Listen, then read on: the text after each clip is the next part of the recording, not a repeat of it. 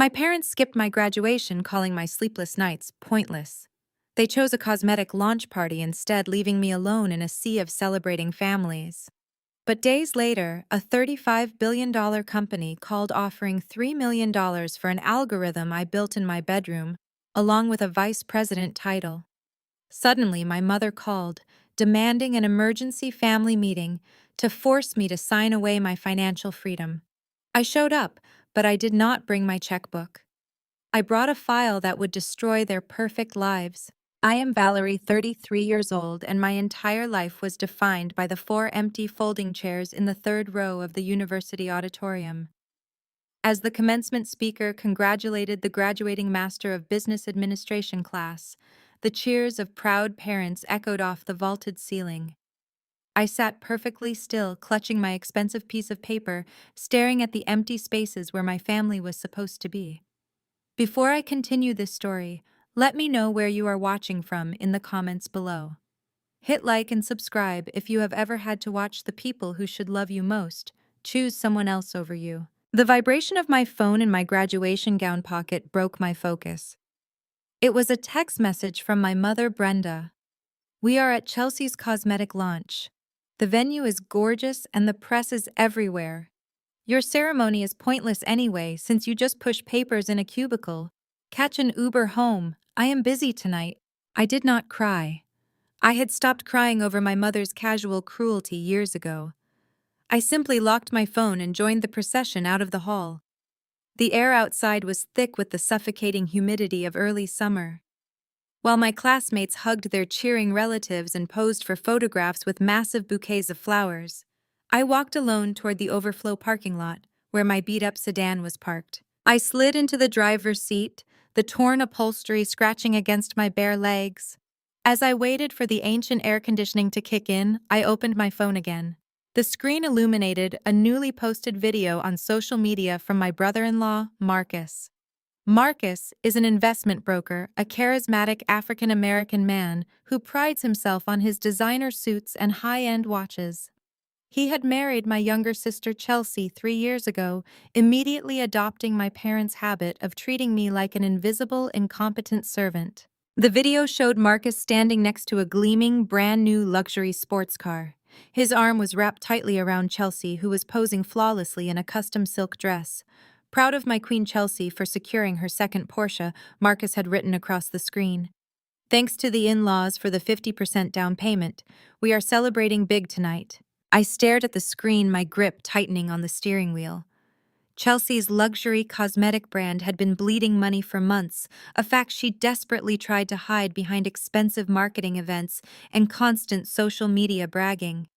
Yet my parents, Gregory and Brenda, had just handed her tens of thousands of dollars for a sports car. They were draining their own retirement accounts to fund her delusions of grandeur, desperately clinging to the image of having a wealthy, successful daughter. I reached into the glove compartment and pulled out a stack of paper. It was my final student loan statement. I had paid it off completely just 2 weeks ago, working grueling 60-hour weeks as a data analyst, taking on freelance coding projects at night, and skipping meals to save every possible dollar.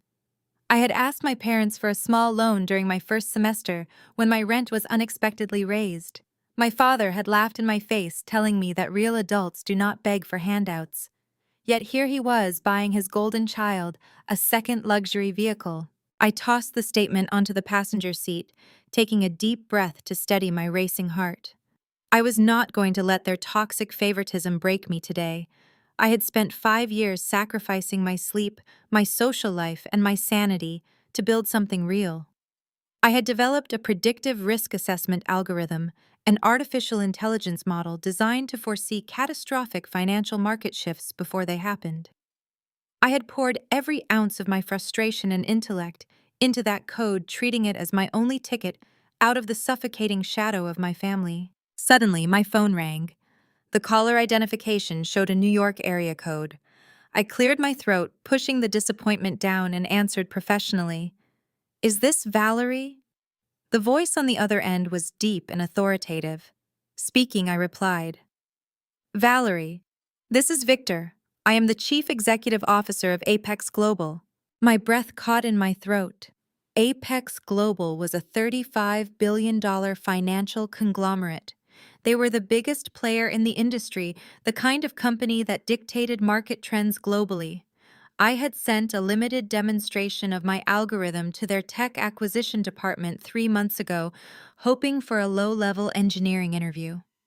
I never expected the chief executive officer to call me personally. We ran your predictive risk algorithm through our historical stress tests. Victor continued, his tone shifting from formal to intensely serious. It is an absolute masterpiece. Our entire quantitative team has been trying to crack this exact predictive model for 3 years, and you built it alone. Yes, sir. I managed to say, my voice remarkably steady despite the adrenaline surging through my veins. We are not going to insult you with an engineering position, Victor said. We want to buy the intellectual property outright. We are offering $3 million for the code, plus an immediate spot on our executive board as vice president. Can you fly to New York? I smiled. Yes. My name is Valerie, and the jet Apex Global sent for me was a stark contrast to my peeling sedan. Within 24 hours, I sat in Victor's Manhattan office, signing a contract, transferring the rights to my predictive algorithm for $3 million. The ink was barely dry when Human Resources handed me my gold corporate card and my new title as Vice President of Risk Architecture. My bank account suddenly held more wealth than my parents accumulated in their entire lifetimes. I flew back to my modest apartment on Sunday evening, ready to pack and relocate to New York. I barely unlocked my door when my phone rang. The caller identification flashed my mother's name. I answered, expecting an apology for skipping my graduation. Instead, Brenda was frantic. "You need to come to the house immediately," she ordered. "We have a family emergency and you need to be here right now. Drop whatever paperwork you are doing and get over here." I did not ask questions. I knew the tone perfectly well. It was the same voice she used when Chelsea wrecked her first car and my parents demanded I take the blame. I changed into a tailored blazer I bought in New York and grabbed the sleek metallic folder I compiled during my flight. I had a feeling I would need it tonight. The drive to my parents' house took 40 minutes. Chelsea's Porsche was gleaming in the driveway. I walked through the front door without knocking, sensing the toxic tension. The living room looked like a staged theater production of a tragedy. Chelsea was curled on the sofa, her face buried in her hands, producing theatrical sobs with no tears. My mother hovered over her, stroking her hair and glaring as if my presence was an insult. My father, Gregory, stood rigidly by the stone fireplace, his face bright red with rage and panic. Standing directly behind Chelsea, acting as her loyal protector, was Marcus. He wore a sharp designer suit, his arms crossed tightly over his chest, looking down his nose at me with a mixture of pity and annoyance. Nobody offered me a seat. Nobody asked how my graduation went. Gregory did not waste a single second. He marched over to the glass coffee table and threw down a thick stack of legal documents. The heavy thud echoed in the silent room. "Chelsea's business had a minor hiccup," Gregory barked, pointing a trembling finger at the scattered papers. "One of her suppliers is being unreasonable about a delayed payment. The bank is threatening to put a lien on her warehouse, which is completely ridiculous considering her luxury brand is about to go global. She just needs a temporary cosigner for a bridge loan to smooth things out. You have a stable paycheck from whatever data entry job you do. Sign this immediately so they do not take her property away." It was a commercial loan agreement for a massive sum requiring the cosigner to pledge personal assets as collateral. I looked back up at my father, keeping my expression neutral. "You want me to co-sign a loan for Chelsea's failing cosmetics company?" I stated calmly. "It is not failing," Brenda shrieked from the sofa, her hands fluttering defensively. "It is a cash flow issue. You would not understand because you have no ambition. You just sit in a cubicle taking orders. Chelsea is a visionary." Marcus scoffed loudly, stepping forward to defend his supposedly brilliant wife. He uncrossed his arms and gave me a condescending smile. "Come on, Val. Do not be like this tonight. Chelsea is actually creating jobs and building an empire, while you are just pushing papers around for a meager salary. Be a good big sister for once in your life. Support her vision instead of being bitter and jealous of her success. You have no real financial liabilities anyway. You live in a cheap apartment and drive a junk car. The least you can do is leverage your clean credit score to help your sister secure her warehouse. It is basic family loyalty. I stared silently at Marcus for a long moment. He was so arrogant, completely blind to the horrific reality of who he had married. He honestly believed Chelsea was a thriving business owner. He had no idea he was proudly standing on the deck of a sinking ship. I am not signing anything, I said, my voice dangerously quiet.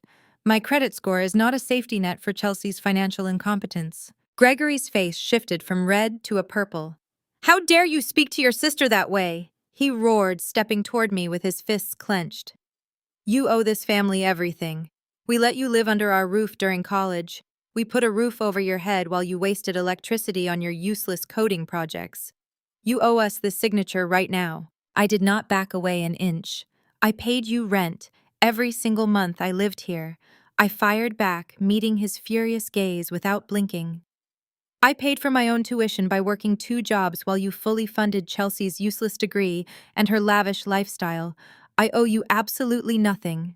Brenda gasped, loudly clutching her chest. You ungrateful little girl, she spat. You are actually willing to watch your own sister lose her warehouse out of pure spite. I slowly unclasped my leather bag. I reached inside and pulled out the sleek metallic folder I had prepared. I held it up, letting the polished surface catch the bright light from the chandelier above us. I am not signing a single page, I said, shifting my gaze directly to my arrogant brother-in-law. In fact, before anyone talks about minor hiccups or business empires, I think Marcus should look at this first. I slid the metal folder across the glass coffee table, right to where Marcus was standing. Marcus stood motionless, the legal documents trembling in his hand. Every line of the audit proved that the equity he thought he was building in his marriage was actually a bonfire of debt. He looked at the bank statements, then back at Chelsea, his expression shifting from arrogance to a terrifying, quiet fury. Chelsea did not even try to hide it anymore. She stopped crying, her face turning into a mask of pure, unadulterated venom. She lunged for the folder, but Marcus pulled it back, his eyes fixed on the final page where his own digital signature had been faked. Brenda shrieked, the sound sharp enough to shatter the delicate china displayed on the sideboard. You miserable, vindictive child, she yelled, taking a step toward me, with her hand raised as if she were still dealing with a disobedient teenager. You have always hated your sister for being the center of attention. You dug up this trash to hurt her because you know she is the one who carries our family legacy. You are trying to sabotage her marriage to satisfy your own sick jealousy. I did not flinch. I just adjusted the lapel of my blazer and looked at my father, who was still standing by the fireplace, his face turning an alarming shade of beet red. Dad, I am not trying to sabotage anything. I am simply presenting the reality of the situation. You wanted me to co-sign that loan, which would have made me legally liable for those debts. I am simply showing you why the bank denied the initial request. They knew the business was insolvent, and I am not going to throw my future into a bottomless pit of Chelsea's vanity projects. Marcus finally found his voice, though it was low and shaking with rage. Chelsea! He said, his voice barely audible, but vibrating with the intensity of his betrayal. You told me those investment accounts were untouchable. You said they were growing for our future. You told me we were safe. Chelsea shrank back, her fake sobs replaced by a frantic scramble for excuses. It was just a bridge loan, Marcus. It was supposed to be a sure thing. The market is just being difficult. I was going to pay it back before you even noticed. I left them to their implosion. I turned and walked toward the door, my heels clicking rhythmically against the hardwood floors. Behind me, the shouting match between Marcus and Chelsea escalated into a full-blown war of words. Brenda started weeping, not because of the debt, but because the neighbors might hear the shouting and tarnish their perfect image. Gregory was still trying to shout me down, his voice echoing through the foyer, demanding I come back and finish this conversation like a respectful daughter. I did not stop. The crisp evening air hit me the moment I stepped outside, a sharp contrast to the suffocating environment I had just escaped. My sedan looked even more pathetic parked next to Chelsea's financed sports car, but it did not matter anymore. Tomorrow I would be taking a town car to the airport, flying first class to New York, and never stepping foot in this house again. I had planned this moment for years, imagining the weight lifting off my shoulders, and the reality was sweeter than the fantasy. I had spent my life playing by their rules, sacrificing my potential to maintain their comfort only to be discarded when I no longer served their convenience. I drove back to my apartment, the city lights reflecting in my rearview mirror. My phone lit up with dozens of notifications. Messages from Brenda frantic and threatening. Texts from Gregory demanding I call him back before he involved the police for theft of family secrets. I read them all, a cold smile on my lips. They were terrified. They had spent my entire upbringing convincing me that I was a secondary character in their lives, a background extra who existed only to support Chelsea's lead role. Now that power dynamic had been obliterated. I spent the rest of the night finalizing my relocation details. I had already put in my notice for my old analyst role, which had become increasingly hostile as I moved up in the industry. My former boss had tried to sabotage my final weeks, sensing my departure meant losing his most reliable employee, but I had ignored his petty power plays. He had no idea I was about to join the leadership team at Apex Global, a position that would effectively render his opinion meaningless in the long run. The next morning, I woke up feeling a profound, terrifying, exhilarating sense of freedom. My apartment, which had once felt like a temporary waiting room for a better life, now just felt like a box I was ready to leave. I had minimal possessions. Most of my energy for the last 5 years had gone into my algorithm and my savings. I packed my laptop, my external hard drives, and a few personal items, leaving the rest for the donation bin. I did not want to carry any baggage, emotional or physical, into my new life in Manhattan. I arrived at the airport early. As I walked through the terminal, I noticed a headline on a newsstand. A local business profile was running a feature on rising stars of the financial industry. I scanned the page and saw my own name in bold print. I had participated in the interview months ago, never imagining how things would unfold. I bought a copy not to show my family, but as a reminder to myself of where I had started. I was no longer the girl in the pale blue bedroom waiting for permission to exist. I was a vice president at the most powerful firm in the world. My flight to New York was smooth. I watched the sprawling landscape of Connecticut disappear beneath the clouds, feeling the distance between me and my past increasing with every mile. I had a new apartment waiting near Central Park, a luxury space that was currently empty, ready for me to define it on my own terms. My phone remained silent. I had blocked the entire family from my digital life before boarding the plane. They could scream into the void of my voicemail for as long as they liked, but their voices would never again penetrate my sanctuary. As the plane began its descent into the concrete jungle of Manhattan, I opened my laptop to review the project briefs Victor had sent over. My first task as VP was to implement my risk model across their high-frequency trading desk. It was an enormous responsibility, the kind that would define the rest of my career, but I felt ready.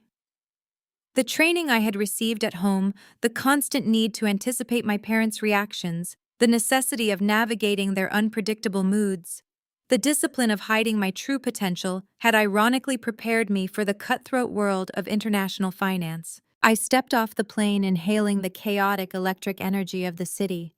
I was Valerie, and this was finally my life. I knew there would be challenges ahead. My family was not the type to give up easily. They were ego-driven, entitled, and entirely lacking in self-awareness. But for the first time, the playing field was level. I had the resources, the professional backing, and the cold, hard logic of my algorithm to shield me. They had always treated me like a pawn in their game of social chess, assuming I would always be there to pick up the pieces when they made a bad move. They had forgotten that pawns can reach the other side of the board and become queens. I was ready to see what they would do when they realized the game had changed. By Monday morning, the suffocating atmosphere of my family home felt like a lifetime ago. I was standing in my new luxury corner office in Manhattan, Floor-to-ceiling windows offered a commanding view of the city skyline, a sharp contrast to the cramped windowless cubicle I had occupied just a week earlier. The space was sleek, modern, and utterly silent. There was no screaming, no belittling, no constant demands to sacrifice my sanity for Chelsea. I placed my hands on the polished mahogany desk, breathing in the scent of fresh leather and success. I had finally made it. I was vice president of risk architecture at Apex Global. My desk phone chimed, breaking the quiet. It was my executive assistant, Sarah. Ms. Wilson. I apologize for the interruption, Sarah said, sounding slightly confused. There is a gentleman here at the reception desk, insisting he needs to speak with you immediately. He says he is a process server. Send him in, I replied, my voice perfectly steady. I knew my family would retaliate, but I had not expected them to move this quickly. A man in a wrinkled suit walked into my office a moment later. He verified my identity and handed me a thick manila envelope before turning and leaving without another word. I sat down in my tall leather chair and sliced the envelope open. Inside was a formal cease and desist letter accompanied by a lawsuit filed in the state of Connecticut. The plaintiff was Gregory Wilson, my father. I read through the legal jargon, my eyebrows raising higher with every paragraph. In a shocking display of narcissistic entitlement, my father was officially claiming that the family was legally entitled to 50% of my $3 million intellectual property payout. His justification was both hilarious and infuriating. The document claimed that because I had been living under his roof 5 years ago, when I initially began writing the base code for my predictive risk algorithm, the software was partially a product of family resources. The letter demanded an immediate freeze on all my financial assets until a settlement could be reached, threatening to tie me up in litigation for years if I refused to comply. It was gaslighting elevated to a legal strategy. They genuinely believed that by throwing a scary-looking document at me, I would fold just like I had always been expected to do when they demanded submission. They thought the threat of losing my money would send me running back to them begging for forgiveness and offering to pay Chelsea's massive debts to make the lawsuit disappear. I did not panic. I did not cry. I picked up my cell phone and dialed my father's number. I wanted to hear him say it. I wanted him entirely on the record. He answered on the second ring. His voice dripped with arrogant satisfaction. Valerie, he said, his tone thick with mock sympathy. I assume you received the paperwork. It is unfortunate we had to take this route, but you left us no choice when you turned your back on your sister. We are just securing what rightfully belongs to the family. You are claiming ownership of my software, I asked, keeping my voice dangerously calm and level. We provided the foundation for your success, Gregory replied smoothly, leaning into his delusional narrative. You lived in our house. You ate our food. You used our resources while you developed that program. Therefore, the family is entitled to an equitable share of the profits. It is only fair, Valerie. You should have voluntarily offered it to help Chelsea. Now we have to do this the hard way. I let a short, sharp laugh escape my lips. Dad, 5 years ago, you smashed my laptop in the driveway because I refused to do Chelsea's laundry for her. You cornered me in the kitchen, dragged me outside, and threw my property onto the concrete. You explicitly called my coding a useless waste of electricity. You screamed that I was a failure who would never amount to anything. That is an exaggeration. Gregory snapped, his smooth facade cracking for a split second. You were being difficult and disrespectful to your mother. I was teaching you a lesson about family priorities. You destroyed the only tool I had to build my future. I continued, my voice gaining an icy edge. I bought my replacement laptop with my own money, working double shifts at my second job. I wrote every single line of that algorithm on a machine I purchased, and I still have the neighbor's Ring camera footage showing you throwing my property into the street. You did not foster my success. You actively tried to sabotage it. Gregory sneered into the receiver, completely unbothered by the reality of his own abuse. You used our Wi-Fi, he shot back, his voice dripping with condescension. You lived under my roof, which means I own a stake in whatever you produced under it. We will see you in court, Valerie. We will freeze every dime you have until you learn some respect. You are not as smart as you think you are. We will see about that, I replied softly and hung up the phone. I looked down at the ridiculous lawsuit on my desk. My father was used to bullying a scared, exhausted daughter who had no resources to fight back. He had no idea who he was dealing with anymore. I gathered the papers, slid them back into the envelope, and walked out of my office.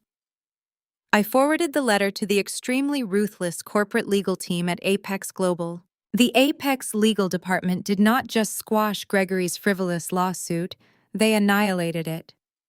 Within 48 hours, my father received a terrifyingly formal response outlining exactly how much it would cost him in countersuit damages if he pursued his delusional claim over my intellectual property. The threat of financial ruin silenced Gregory immediately. He withdrew the filing. I thought that would be the end of their desperate flailing, but I underestimated Marcus. Marcus was a man obsessed with appearances, and his appearance was currently that of a man drowning in his wife's hidden debt. When the bank finally put the lien on Chelsea's warehouse, Marcus realized he was going down with her. He needed a distraction. He needed a scapegoat to explain to his high society friends why his lavish lifestyle was suddenly imploding. So he decided to side with Chelsea and Gregory, launching a vicious, coordinated attack on my professional reputation. It started on a Tuesday morning. I was reviewing risk assessment portfolios when my phone began vibrating continuously with notifications. Marcus had taken to social media, unleashing a meticulously crafted smear campaign across LinkedIn and Facebook. His post was a masterpiece of corporate slander. It read with heavy dramatic flair, "It is deeply disappointing when family betrays family."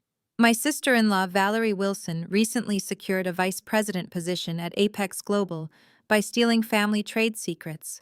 She took proprietary data and predictive models developed under our family's roof and claimed them as her own. Integrity matters in the financial sector, and it breaks my heart to see Apex Global tricked by a con artist. He tagged the official Apex corporate accounts on every platform, ensuring maximum visibility. He tagged financial news outlets, industry watchdogs, and recruiting agencies. He wanted to start a fire big enough to burn my career to the ground. Brenda and Chelsea were quick to fan the flames. Chelsea shared the post on her Facebook page, adding a long, tearful caption about how she had supported my coding hobby, only for me to steal her business strategies to build my algorithm. Brenda flooded the comments section, playing the ultimate victim. She wrote about how a mother's heart was broken by such a deceitful, greedy daughter who abandoned her struggling family the second she stole her way to the top.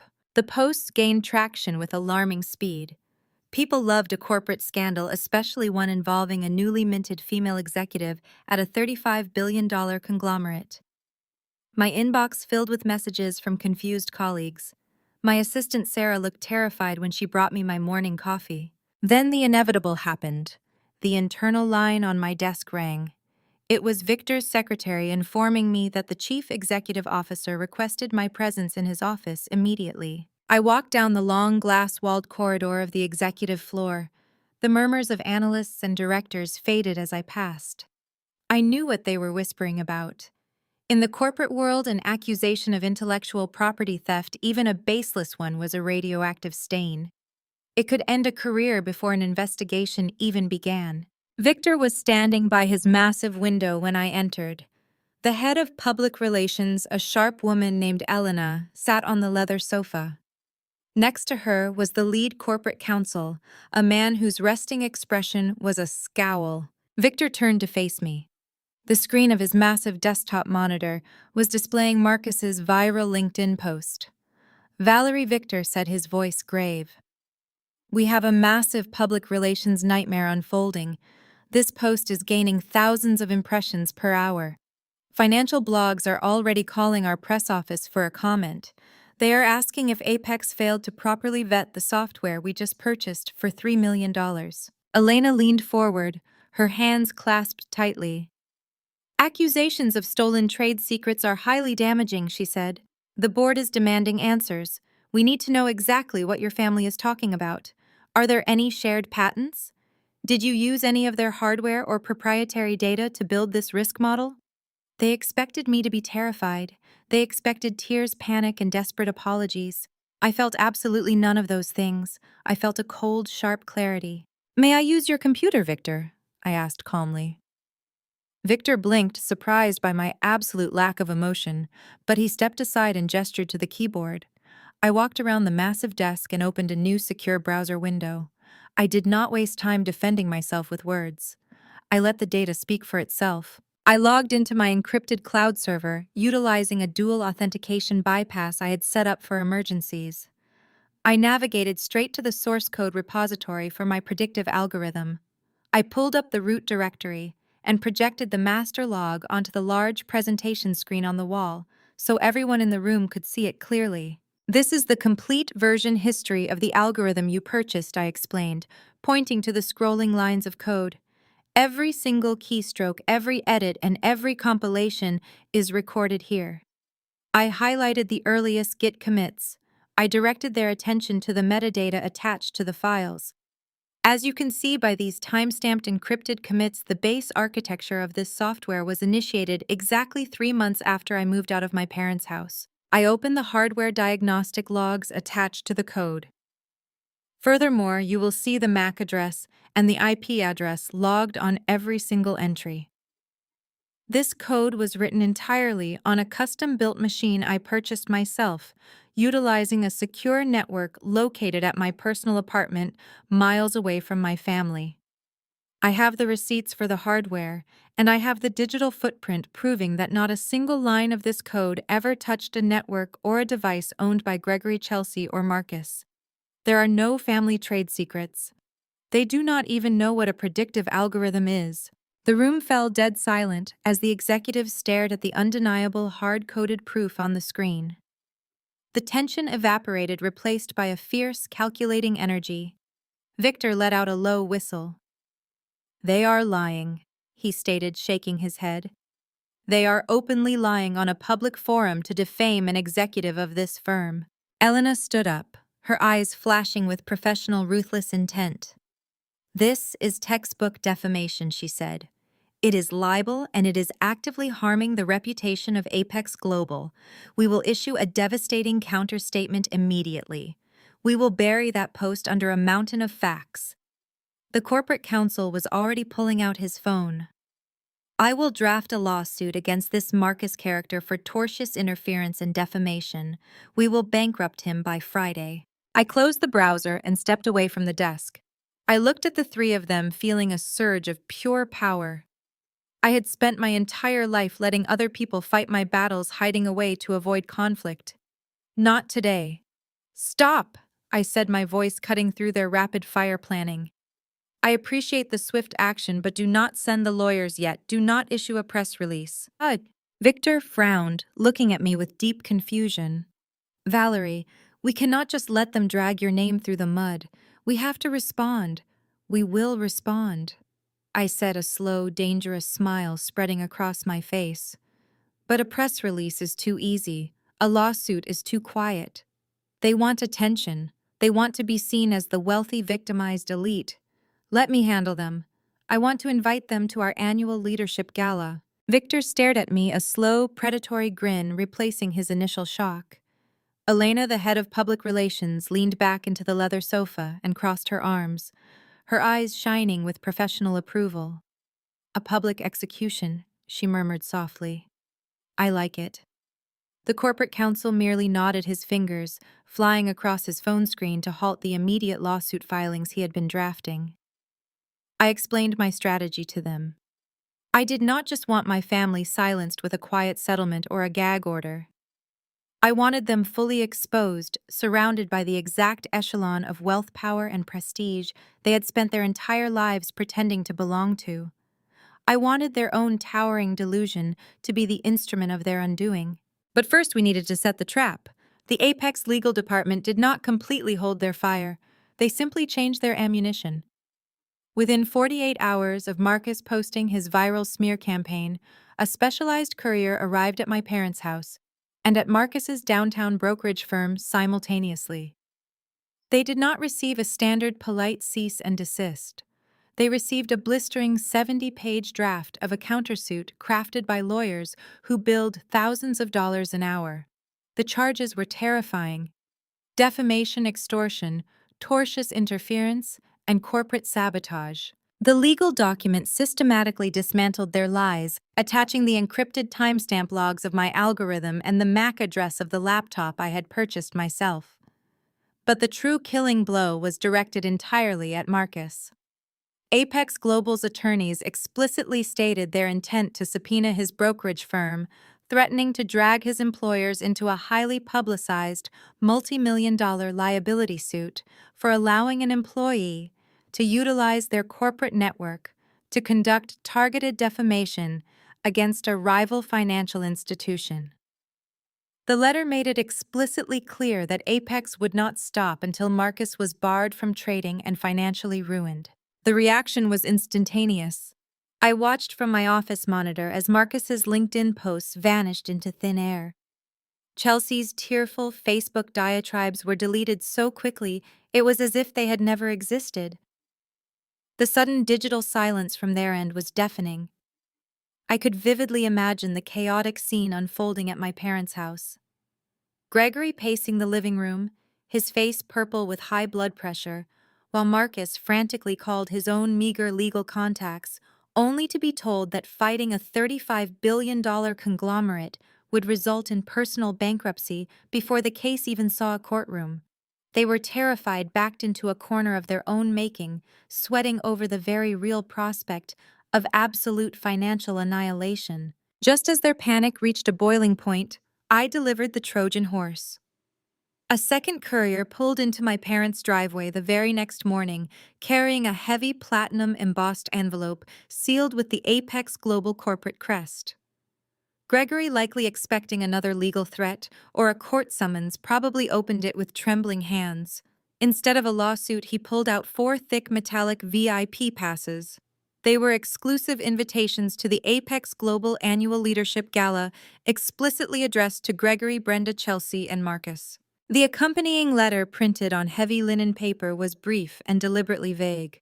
It requested their immediate presence at our flagship Manhattan event to resolve all outstanding family matters and celebrate the future of Apex Global's new acquisitions. In any rational household, receiving a VIP gala invitation immediately following a threat of financial ruin would be viewed with deep, paralyzing suspicion. But my family did not operate on logic. They operated on an ego so massive it completely blinded them to reality. Through my younger cousin, who still occasionally texted me family gossip, I heard exactly how the invitation was received. Brenda had snatched the platinum cards from Gregory's hands, her eyes wide with greedy triumph. "See," Brenda had shrieked, waving the invitations in the air like a winning lottery ticket. The lawsuit scared her. She realized she cannot beat us in court without destroying her own corporate reputation. She is terrified of the bad press. Chelsea, desperate to distract Marcus from the $1.2 million hole she had blown in their finances, eagerly jumped on the bandwagon. Valerie is humiliated, Chelsea had declared, already inspecting her nails and planning her outfit. She knows her bosses are furious about the scandal. She is inviting us to make amends. She is going to publicly apologize and give us our cut of the money to make all this go away. Marcus, a man whose entire identity was built on aggressive posturing, convinced himself that his social media smear campaign had successfully bullied a multi-billion-dollar conglomerate into submission. He actually bragged to his coworkers that he had strong-armed a vice president into a massive quiet settlement. They genuinely believed I was raising the white flag. They thought the VIP passes were their golden tickets to the upper echelon of Manhattan society. Their delusion kicked into high gear, overriding any lingering financial anxiety. Convinced that a payout of at least $1.5 million was imminent, they decided they needed to look the part of wealthy benefactors stepping in to save a wayward daughter.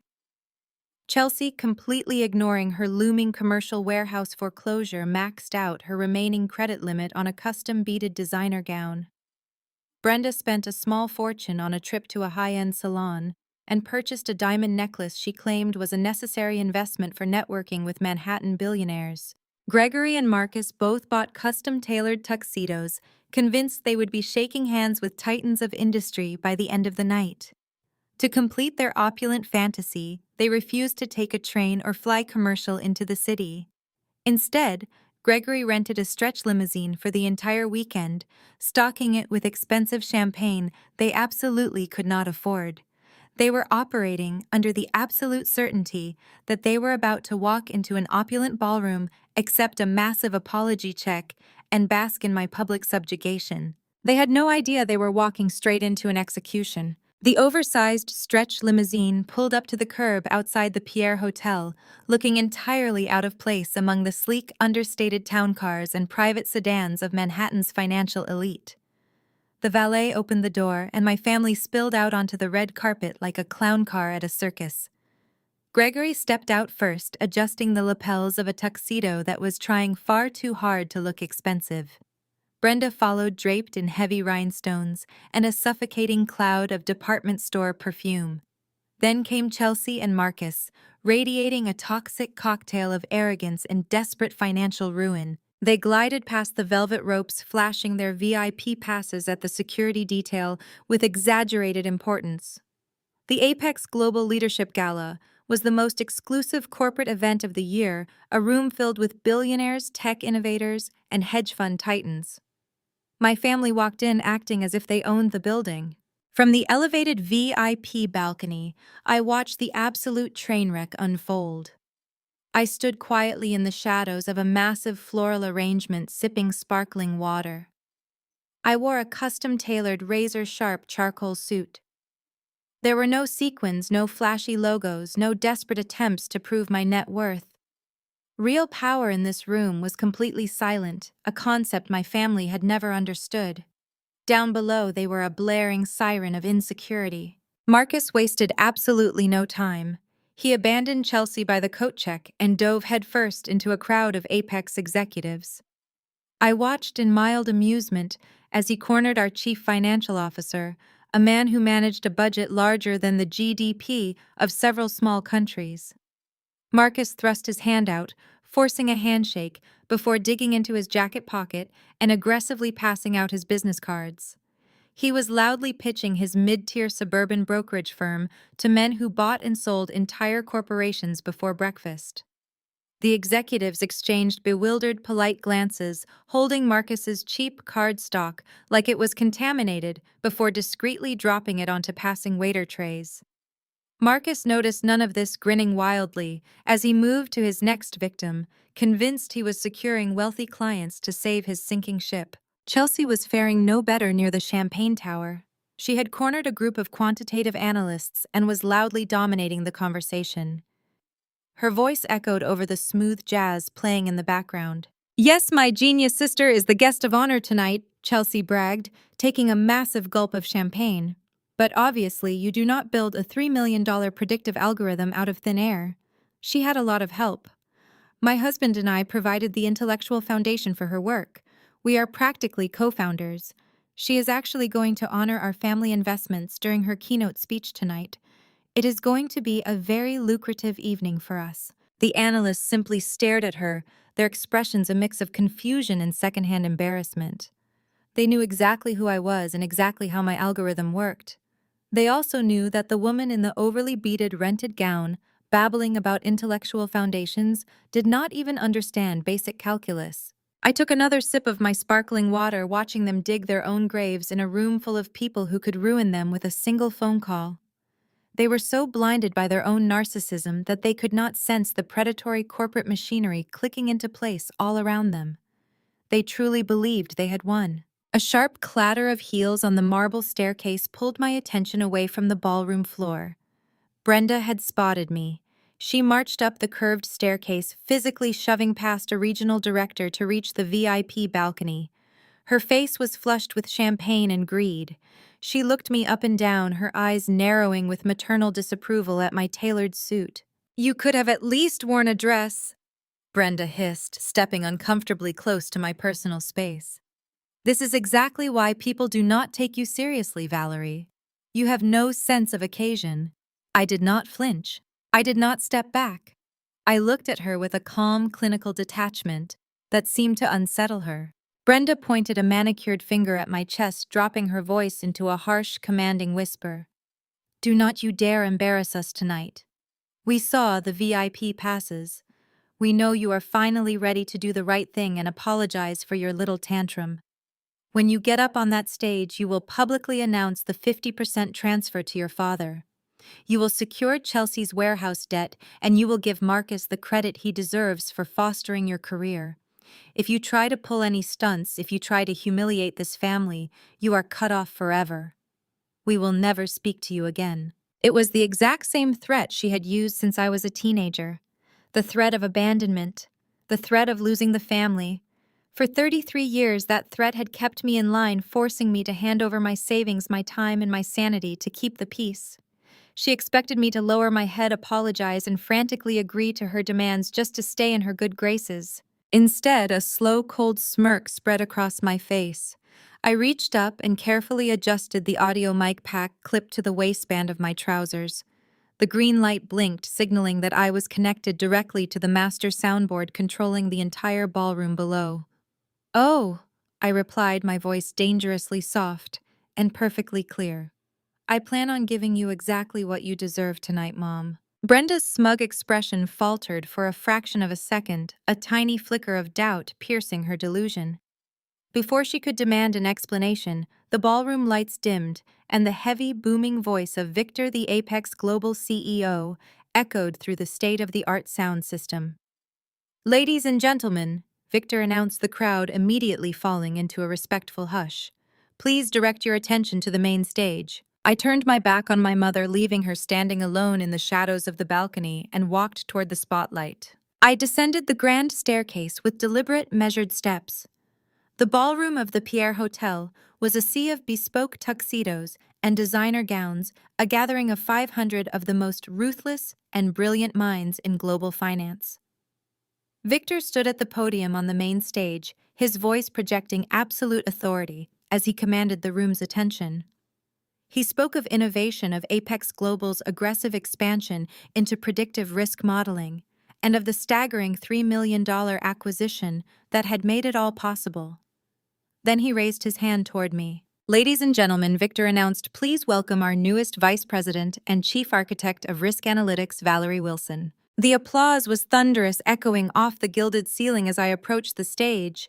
I stepped up to the microphone, the glare of the spotlight washing over me. I let the applause roll for a few seconds before raising a hand to quiet the room. The silence that followed was absolute. 500 billionaires, hedge fund managers, and industry titans waited with rapt attention. I looked down into the sea of faces and immediately locked eyes with my family. They had somehow managed to bulldoze their way into the very front row, elbowing past actual dignitaries to secure the best view of what they believed was their impending coronation. Gregory and Brenda were practically vibrating with smug satisfaction, puffing out their chests like royalty. Chelsea had her phone out, ready to record the moment I supposedly signed over half my wealth to her failing warehouse. Marcus stood beside her, a smug, entitled grin plastered across his face, completely oblivious to the fact that he was standing in a room full of people who knew exactly how much his cheap suit actually cost. I adjusted the microphone stand, letting my gaze sweep across the vast ballroom before settling back on my family. Many people ask how my algorithm calculates catastrophic financial risk. Let me show you a real-world case study of a sinking ship. I clicked the remote presenter in my hand. The massive high-definition LED screen spanning the entire wall behind me instantly flared to life. Gasps rippled through the front rows. I had not loaded an abstract graph or a sanitized corporate model. I had loaded the completely unredacted, horrific financial autopsy of Chelsea's cosmetic company. Every hidden ledger, every desperate maneuver, every toxic liability was projected in razor-sharp clarity for the wealthiest people in Manhattan to read. I began pacing the stage, speaking with the cold, surgical precision of a coroner dissecting a corpse. If you direct your attention to the primary balance sheet, I instructed, pointing the laser at a glaring column of red numbers, you will witness the anatomy of a localized economic disaster. Here we see a business built entirely on aesthetic delusion, rather than viable market demand. Notice the rapid influx of predatory high-interest commercial loans taken out in Q3, specifically to cover the manufacturing costs of unsellable inventory. You can see the exact moment the debt-to-income ratio spirals out of control, creating an inescapable gravity well of insolvency. I clicked to the next slide, exposing the collateral damage. My family's smug smiles had completely vanished, replaced by a sickening pale horror. Gregory was staring at the screen with his mouth hanging open, his face draining of blood as he recognized his own bank account numbers blown up in 50-point font. But a sinking ship rarely goes down alone. I continued, my voice echoing relentlessly over the silent crowd. To keep this failing venture afloat, the founders resorted to cannibalizing familial assets. Here is the direct line showing the stolen retirement funds of a senior family member poured directly into a commercial lease that is currently 72 hours away from foreclosure. A lifetime of savings obliterated in a matter of months to fund a vanity project that had zero chance of yielding a return. I clicked again, zooming in on a specific damning cluster of leveraged debt. And here we see a secondary actor attempting to absorb the impact. A mid-tier suburban broker desperate to maintain a facade of wealth, aggressively leveraging his own personal assets and exposing his firm to toxic debt just to cover his wife's massive deficit. The numbers do not lie. They reveal a coordinated pattern of gross financial mismanagement, staggering incompetence, and a complete lack of basic economic literacy. They show a group of people who believed they could simply borrow and spend their way to success without ever actually doing the work. I stepped back to the center of the stage, standing directly beneath the glowing, catastrophic proof of their ruin. I looked straight down at Marcus and Chelsea, who were now shrinking back into their seats, their faces burning with a humiliation so profound it was almost palpable. Marcus was sweating profusely, his eyes darting around the room as he realized that the very executives he had just handed his business cards to were now reading the exact details of his impending financial doom. Chelsea looked like she was about to faint, her phone hanging limply in her hand, the recording completely forgotten. As you can see, I stated, my voice ringing with absolute finality. The arrogance of the founders blinded them to the reality of their massive deficit. This is what financial delusion looks like. The entire ballroom stared at Chelsea and Marcus in absolute shock. The silence was deafening, save for the hum of the projector and the soft clinking of ice in crystal glasses. 500 industry leaders, the true elite of Manhattan, were now looking at them not as peers, but as a cautionary tale of reckless stupidity. Brenda was gripping Gregory's arm, her face a mask of pure terror as the reality of my public execution finally sank in. They had wanted the spotlight. They had demanded the attention of the elite. Now they had it all. The silence in the ballroom stretched until it became a physical weight pressing down on the front row. Marcus stood paralyzed next to his seat. His eyes were locked on the towering LED screen. The numbers glowing in harsh red light were not abstract projections. They were his personal bank accounts, his leveraged assets, and the fraudulent loans his wife had secured using his signature as collateral. The realization hit him with the force of a freight train. He had not just married into a struggling business. He had chained himself to a sinking anchor of active financial fraud. The elite executives standing mere feet away from Marcus, the very same men he had aggressively handed his business cards to moments earlier, were now staring at him with undisguised disgust. They saw him not as a peer, but as a liability, a fool who had been swindled by his own wife. For a man whose entire existence relied on projecting superiority, the absolute exposure was too much to bear. Something inside Marcus snapped. He pivoted sharply, his face twisting into a mask of pure rage. He completely forgot where he was. He forgot the billionaires, the CEOs, and the silent audience. He grabbed Chelsea by the arm, his voice echoing violently through the cavernous room. "You lied to me!" Marcus bellowed, his voice cracking with hysteria. "You told me the cosmetic line was profitable. You told me the warehouse lease was secure. You forged my signature on those commercial loans." Chelsea yanked her arm away, her face flushing a deep mottled red. The heavy rhinestones on her rented designer gown clattered as she stumbled back. She looked wildly at the hundreds of faces staring down at her, realizing her high society debut had just turned into a public autopsy of her failures. Cornered and panicked, she lashed out with the only defense mechanism she knew. "Keep your voice down!" Chelsea shrieked, her pitch matching his hysteria. "You knew we needed capital. You are the one who insisted we maintain our lifestyle. You are just as guilty as I am."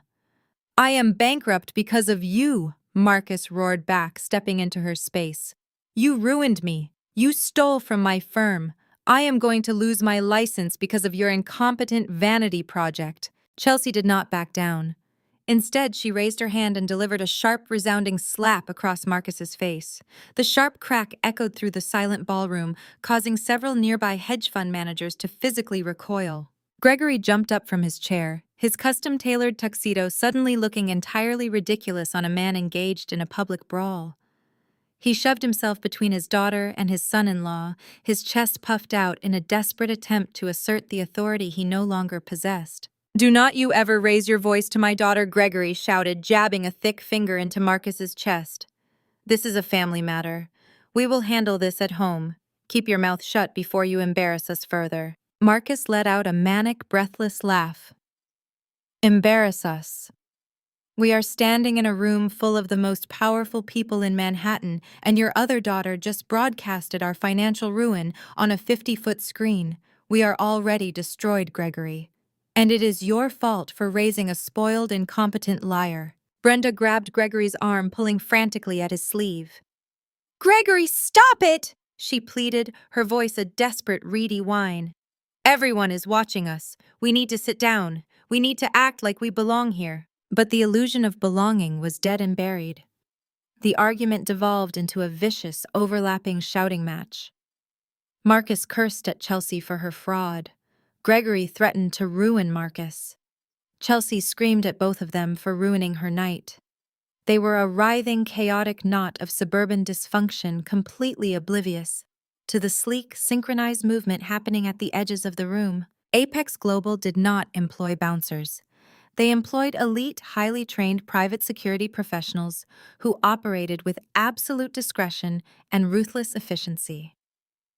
Within seconds of Chelsea slapping Marcus, 6 men in immaculate dark suits materialized from the shadows of the ballroom. They did not run. They did not shout. They simply glided down the center aisle and surrounded my family in a tight, impenetrable perimeter. The lead security officer, a tall man with an earpiece and a face carved from granite, stepped smoothly between Marcus and Gregory. He did not raise his voice above a polite conversational murmur, but his tone left absolutely zero room for negotiation. "Ladies and gentlemen," the officer said smoothly, "it is time for you to leave the premises. Right this way, please." Gregory bristled, trying to shake off the hand the officer had placed firmly on his shoulder. "You cannot touch me," Gregory sputtered, his face slick with sweat. "I am a VIP guest. I am the father of the vice president." The officer did not even blink. "You are trespassing on a private corporate event, sir. You will walk to the exits voluntarily, or we will assist you. There is a police cruiser parked at the loading dock if you would prefer to escalate this matter." The threat of arrest finally pierced through their collective hysteria. The fight drained out of them, instantly replaced by a cold, crushing reality. Marcus looked around the room one last time, his chest heaving, his face pale. He saw the cold stares of the executives he had tried to impress. He looked up at the stage, his eyes meeting mine. There was no victory in his gaze, only the devastating realization that he had played a game he never understood and lost everything. The security detail moved in perfect unison, herding Gregory, Brenda, Chelsea, and Marcus up the center aisle. They were physically marched past the rows of seated billionaires, past the champagne towers, and out through the heavy mahogany doors. The entire ballroom watched their walk of shame in absolute unblinking silence. I stood perfectly still on the main stage, my hands resting lightly on the podium. I watched the heavy doors swing shut behind them, sealing them out of my world forever. The toxic weight I had carried for 33 years vanished. I took a slow, deep breath, letting the silence of the room settle over me.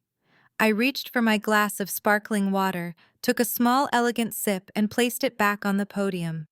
I looked out at the 500 industry leaders waiting in the dark. I adjusted the microphone. As I was saying, I continued my voice smooth, commanding, and utterly devoid of emotion. Predictive analytics requires us to strip away emotional bias and look exclusively at the raw data. When we remove the delusion, the risk profiles become entirely predictable. Let us move to the next slide and examine how Apex Global identifies these liabilities before they compromise our core infrastructure. For a heartbeat, the room remained silent. Then a single executive in the third row began to clap. Within seconds, the entire ballroom erupted. 500 people rose to their feet in a standing ovation. The applause was deafening, a roaring wave of validation for my icy, flawless professionalism. They did not care about the family drama. They cared about the brutal, brilliant execution of a problem. I stood under the bright stage lights, absorbing the applause, finally standing exactly where I belonged. The morning sun broke over the Manhattan skyline, flooding my penthouse in a wash of brilliant, sterile light. I stood by the floor-to-ceiling windows wrapped in a silk robe, watching the city wake up far below. The silence in my apartment was profound. It was not the heavy, suffocating silence of walking on eggshells around my family's explosive tempers. It was the deep, resonant quiet of absolute peace, the kind of peace you only achieve after burning a toxic forest to the ground. I held a demi-tasse of freshly brewed espresso, letting the rich aroma fill the kitchen. Last night had been a masterclass in corporate execution. The fallout, however, was destined to be biblical. Right on cue, my cell phone began to vibrate against the marble countertop. The caller ID flashed my mother's name. I let it buzz for a few seconds, savoring the frantic energy radiating from the small device, before calmly swiping to accept the call. I did not even have a chance to say hello. "You ruined us!" Brenda shrieked into the receiver. Her voice was a ragged, hysterical rasp, entirely stripped of the haughty superiority she had worn like armor the night before. "You absolute monster. You destroyed your sister." Marcus packed his bags at 3 in the morning and left. He completely abandoned her. He said he is filing for divorce and reporting her to the Securities and Exchange Commission to save his own license. Chelsea has been throwing up in the guest bathroom for 6 hours. I took a slow, deliberate sip of my espresso, letting the bitter heat wash over my tongue. I felt absolutely no pity for Chelsea. She had built her entire identity on a foundation of lies, using stolen family funds to masquerade as a successful entrepreneur. Marcus was a coward, but his reaction was entirely predictable. Rats always abandon a sinking ship the moment the water breaches the hull. "That sounds like a personal dispute between a husband and wife, Mom," I replied, my voice smooth and devoid of any emotional inflection. I fail to see how Chelsea's marital problems are my responsibility. My presentation last night was strictly business. I merely presented factual data to my colleagues. If the truth ruined her marriage, perhaps she should not have married a man who only loved her illusion of wealth. "It is not just Marcus," Brenda wailed, her panic escalating into a shrill, breathless sob. "The bank is calling your father. They have been calling since 7 this morning. It is a nightmare, Valerie. It is an absolute nightmare." I leaned against the cool marble counter, my interest genuinely piqued. A marital dispute was one thing, but a banking crisis meant the dominoes were falling much faster than I had anticipated. The executives in that ballroom had not just watched the presentation for entertainment, they had recognized the exposure, they had made phone calls. The predators were already circling the wounded prey. "Why is the bank calling Mom?" I asked, my tone conversational, as if asking about the weather. "Because of you!"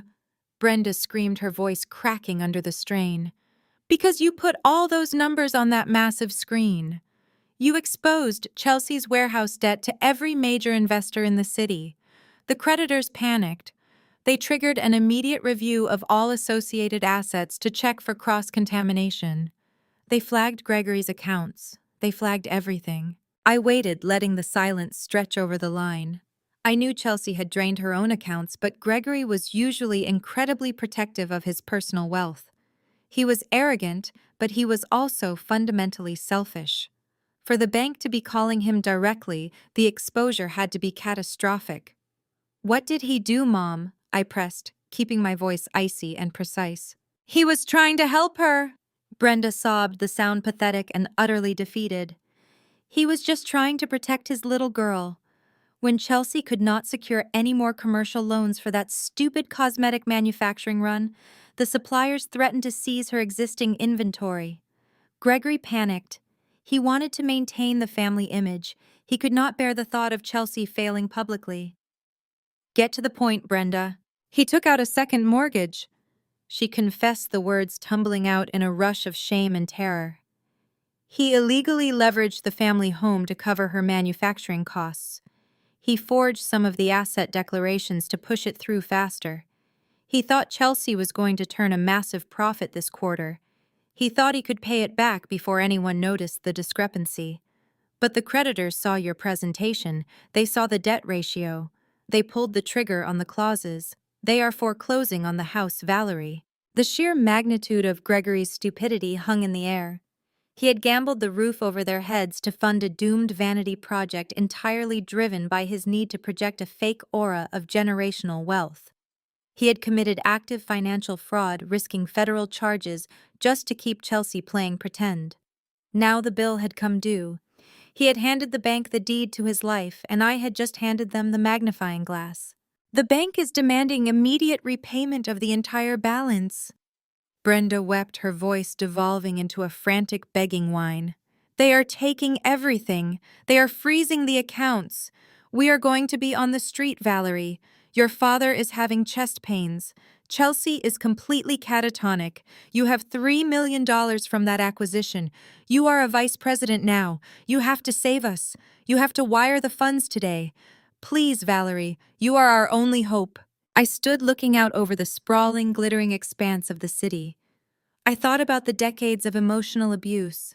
I thought about the constant belittling, the theft of my time, the relentless demands that I make myself smaller so Chelsea could feel bigger. I thought about the night they cornered me in my childhood home, demanding I hand over my algorithm, treating my life's work as a communal piggy bank they were entitled to smash open. They had never protected me. They had never sheltered me. They had only ever viewed me as a resource to be extracted. Now, standing on the edge of the abyss they had dug with their own hands, they expected me to jump in and cushion their fall. "I guess you should have planned better," I said, my voice dropping to a whisper of absolute chilling finality. "Try Uber." I tapped the red button on the screen and ended the call. I placed my phone face down on the marble island, the sharp clink of the device ringing with absolute finality.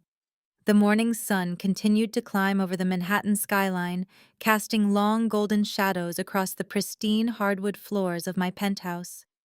For 33 years, a phone call like that would have sent me into a blind panic. I would have drained my savings, sacrificed my own stability, and set myself on fire just to keep my family warm. Not today. I poured myself a second espresso, opened my laptop, and began reviewing the latest risk analytic models for Apex Global. I spent the next 2 hours working in absolute tranquility, entirely disconnected from the suburban meltdown unfolding miles away. The peace was broken by the polite, sharp chime of the internal intercom connecting my penthouse to the lobby concierge. I tapped the screen to answer. The voice of Henri, our usually unflappable head concierge, sounded distinctly strained.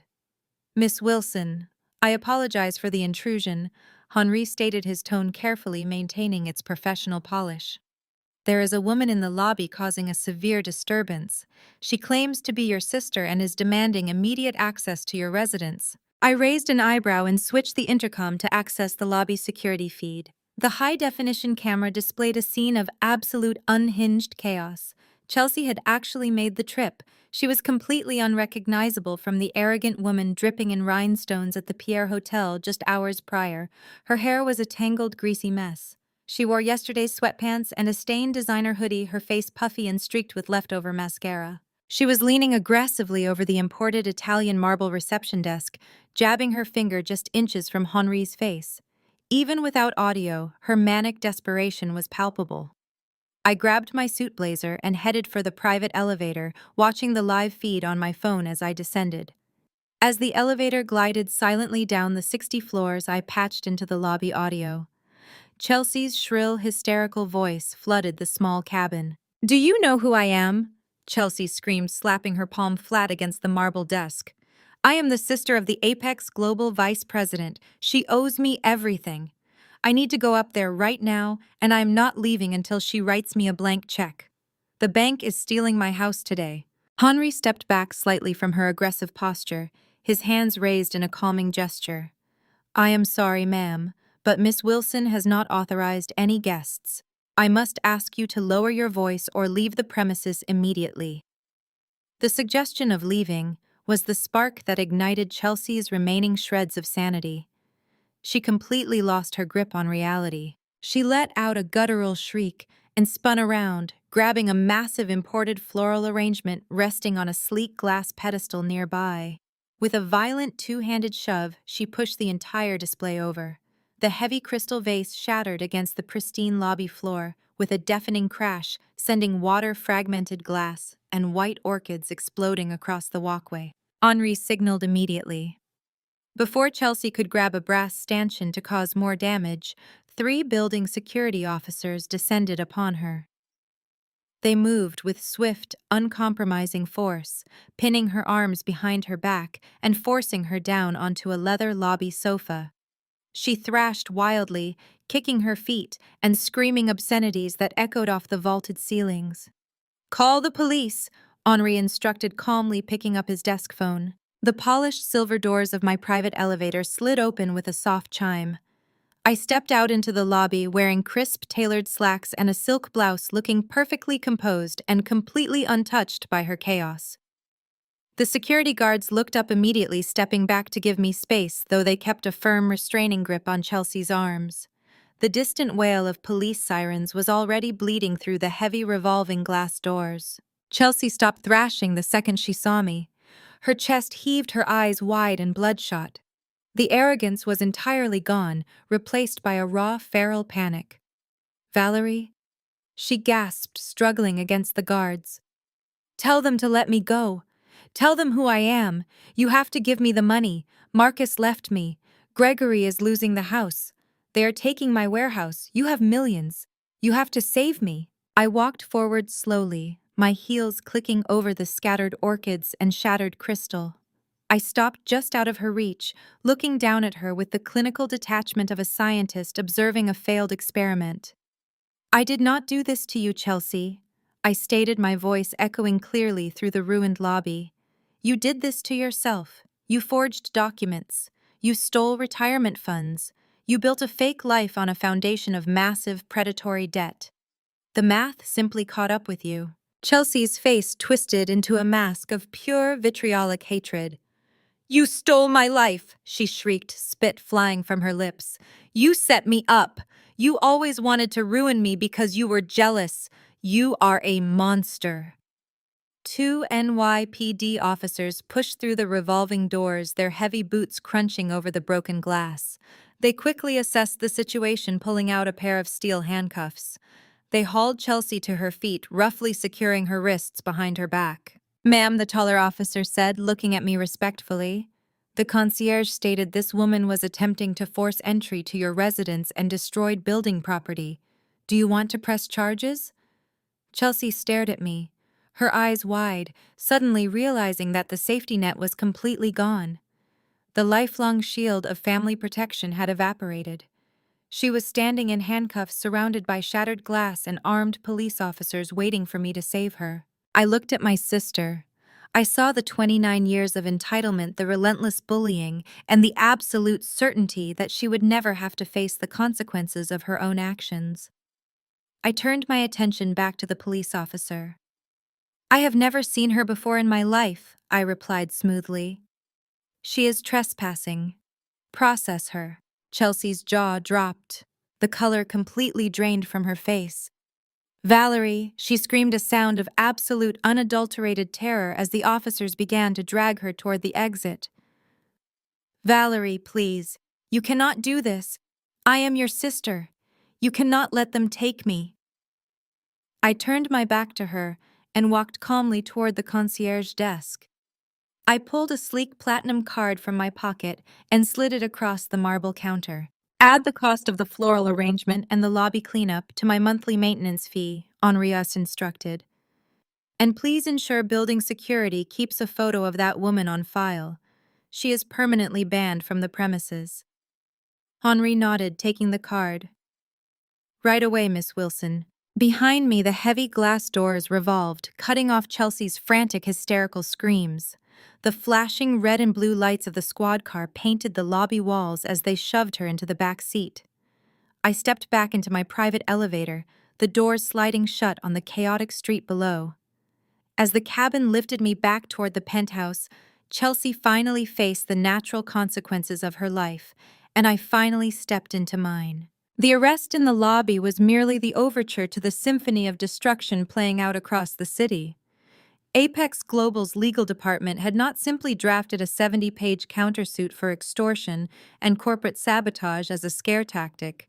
They had deployed it as a targeted missile, and the collateral damage was spectacular. By Tuesday morning, the dominoes began to fall with biblical severity crashing through the remaining illusions of my family's fabricated wealth. When Chelsea's massive commercial debts became public knowledge during my presentation, the shockwave rippled outward, slamming directly into Gregory's accounts. The creditors, spooked by the sheer volume of fraudulent activity, triggered an immediate microscopic review of his assets to assess the contamination. They expected to find a foolish father who had over-leveraged his family home to help a struggling child. Instead, they uncovered a sprawling financial crime scene. Gregory had operated for decades as an independent wealth manager. He curated portfolios for upper-middle-class clients who trusted his conservative, authoritative facade. But the audit revealed the rotten core of his operation. In his desperate bid to keep Chelsea's failing cosmetic company afloat, Gregory had not just taken out an illegal second mortgage on the family home. He had systematically commingled his clients' funds with Chelsea's bleeding business accounts. He had funneled life savings, college funds, and retirement accounts directly into the incinerator of his youngest daughter's vanity project, forging asset declarations to hide the bleeding. The response from the regulatory agencies was instantaneous and merciless. By Wednesday afternoon, FINRA and the Securities and Exchange Commission descended upon his suburban office. The glass doors were padlocked, boxes of hard drives and physical ledgers were confiscated by federal agents. Gregory was unceremoniously stripped of his licenses. He was barred from the financial industry for life, but losing his career was the absolute least of his problems. The federal charges were looming overhead: wire fraud, embezzlement, breach of fiduciary duty. He was looking at a decade in federal prison. The absolute silence from my family was finally broken on Thursday morning. My phone vibrated with a text message. It was not a demand, it was not a threat, it was a pathetic, groveling plea from a man who had finally realized he was entirely out of leverage. Gregory asked to meet. He chose a run-down, greasy spoon diner deep in Queens, miles away from the mahogany-paneled steakhouses where he used to hold court. He chose it because he could no longer afford Manhattan prices, and because he desperately needed to hide from the society that had just violently rejected him. I arrived precisely on time. I wore a tailored trench coat over a simple, elegant sheath dress, my posture perfectly aligned. The diner smelled of old frying oil and stale bleach. I spotted Gregory sitting in a cracked vinyl booth in the back corner. The physical transformation was staggering. The commanding, arrogant patriarch who had sneered at my career choices just days prior was gone. In his place sat a hollowed-out, graying old man. His suit was wrinkled, his collar was frayed, he was sweating profusely, his hands trembling as he gripped a thick ceramic coffee mug. I slid into the booth opposite him. I did not order anything. I simply folded my hands on the laminate table and waited. Valerie Gregory began. His voice was a raspy, broken wheeze. "Thank you for coming. I know you have every right to ignore me." I remained completely silent. The quiet unnerved him, forcing him to keep talking to fill the void with his desperation. "The feds are breathing down my neck," he stammered, his eyes darting around the empty diner, as if expecting agents to emerge from the kitchen. They have everything: the ledgers, the transfer receipts. The bank is foreclosing on the house tomorrow morning. Brenda is packing what she can into garbage bags. We have absolutely nothing left. You engineered your own ruin, Gregory stated cleanly. You stole from innocent people to fund Chelsea's delusions. The math was always going to catch up with you. He swallowed hard, a bead of sweat tracing down his jawline. Apex Global is still pushing the extortion countersuit against me and Marcus. Marcus is gone, Valerie. He fled to Nevada to stay with his brother. He left Chelsea to face the criminal fraud charges alone. But the regulatory board, they are looking at the Apex suit as proof of character. If Apex drops the suit, if you tell Victor to withdraw the charges, I can show the federal judge good faith. I can tell them it was a family misunderstanding. It might keep me out of a maximum security facility. You have the power to stop that specific suit. You are a vice president. I tilted my head, studying the sheer audacity of his request. Even now, facing federal prison, he believed he could extract one last favor from the daughter he had spent a lifetime diminishing. You want me to use my corporate influence to shield you from the consequences of your felonies? I clarified, keeping my voice perfectly flat. Gregory leaned across the sticky table, his eyes wide and pleading. He reached out, attempting to cover my folded hands with his own.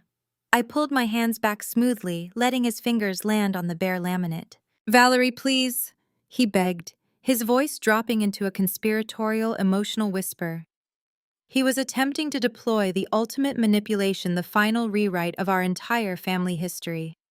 You have to understand why I did it. Why I was always so hard on you. Why I gave Chelsea everything and demanded everything from you. I waited, my expression entirely unreadable. I was tough on you because I knew you were the strong one, Gregory said, his voice trembling with manufactured sincerity.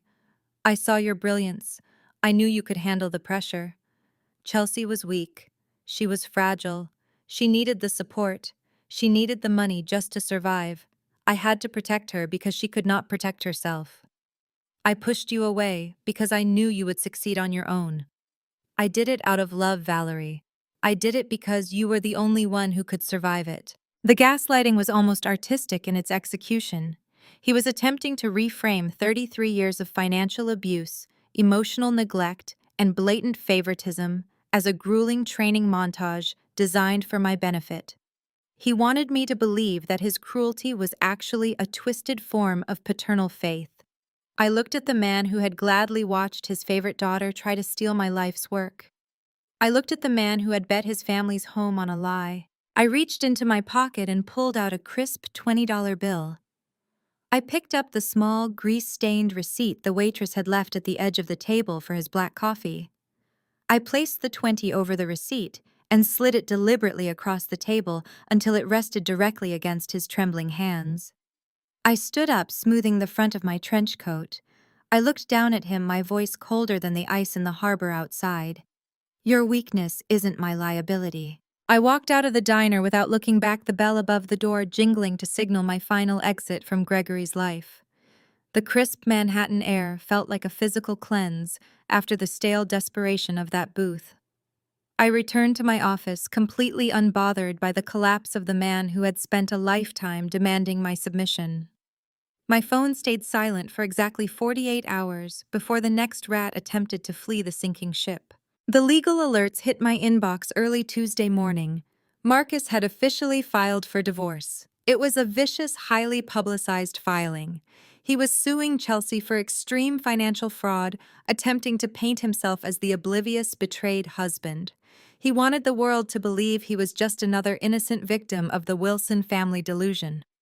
It was a pathetic, transparent strategy, primarily because it relied on everyone forgetting who Marcus actually was and what he had actively participated in. During the first 3 years of their marriage, Marcus had desperately wanted to project the image of a Wall Street baller.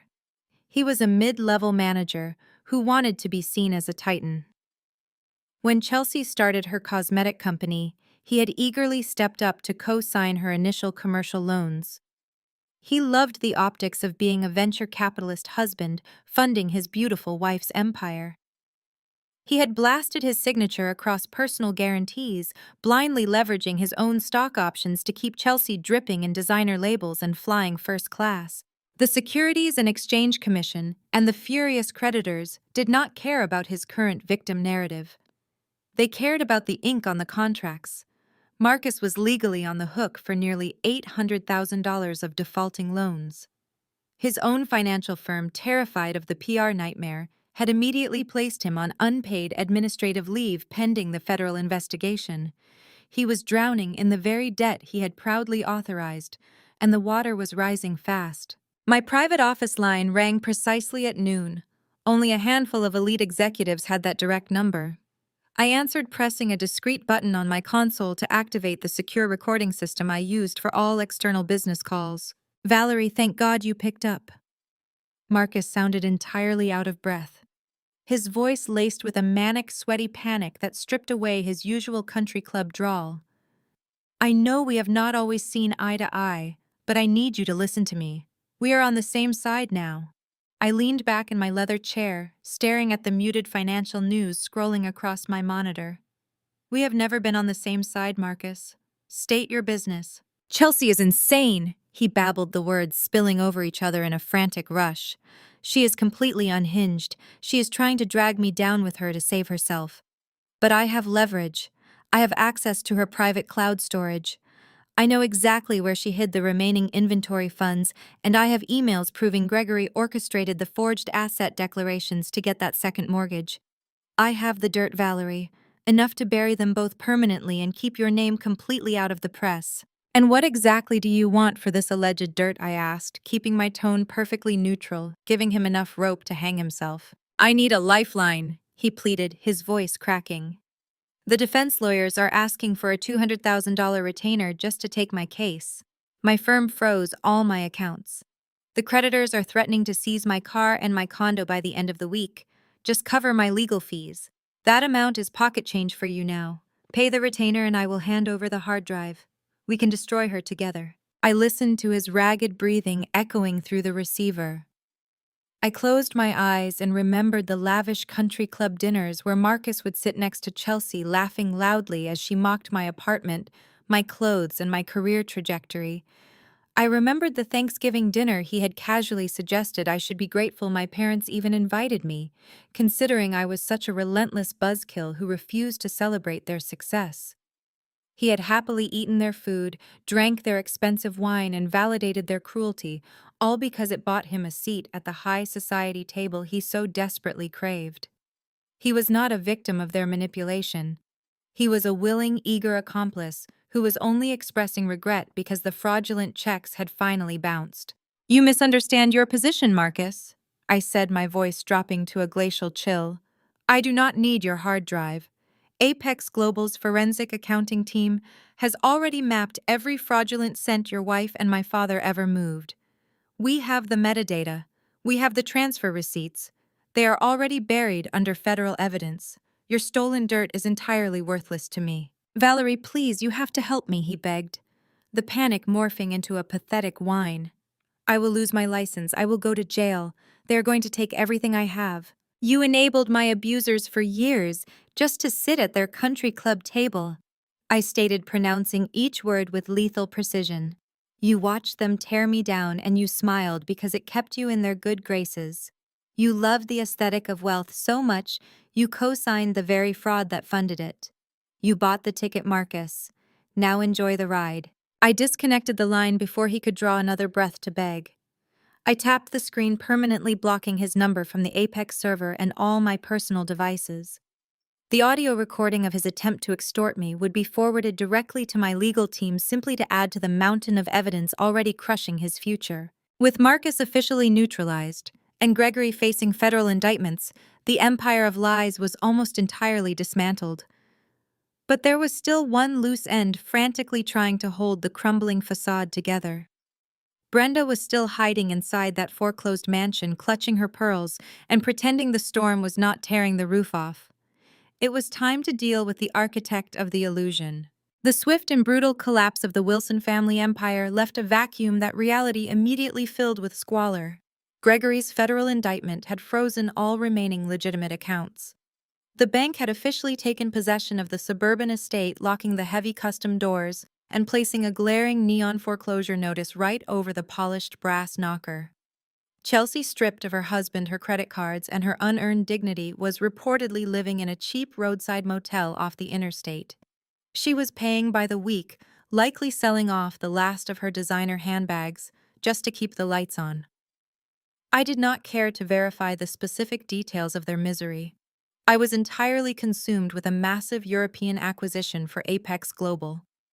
I operated with surgical, ruthless precision, my mind blissfully free of the suburban melodrama that had suffocated me for my entire life. But narcissists never accept defeat quietly.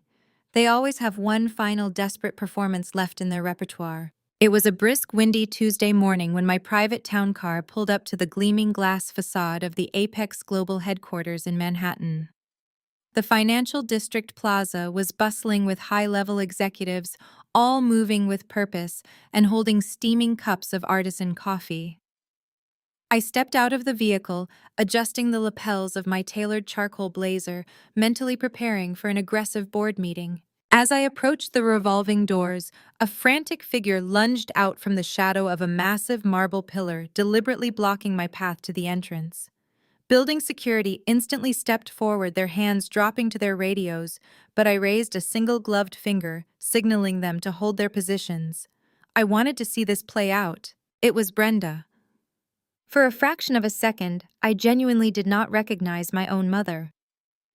The woman who had spent her entire adult life aggressively curating an image of effortless, untouchable wealth looked utterly pathetic. She was wearing a faded beige trench coat that had clearly been deliberately crumpled and wrinkled to simulate hardship. Underneath, she wore baggy, mismatched clothes and scuffed orthopedic flats. Her hair, usually sprayed into a rigid, expensive helmet of perfection, hung limp and unwashed around her pale face. She had completely bypassed her usual heavy makeup, ensuring her skin looked sallow and exhausted. It was a masterclass in theatrical destitution, a highly calculated costume designed to elicit maximum public sympathy from the wealthy professionals walking past us. Valerie, Brenda cried out, her voice a reedy, dramatic wail, specifically calibrated to catch the attention of the passing executives. She threw herself forward, attempting to grab my arms. I stepped back smoothly, my expression completely blank, letting her hands grasp empty air.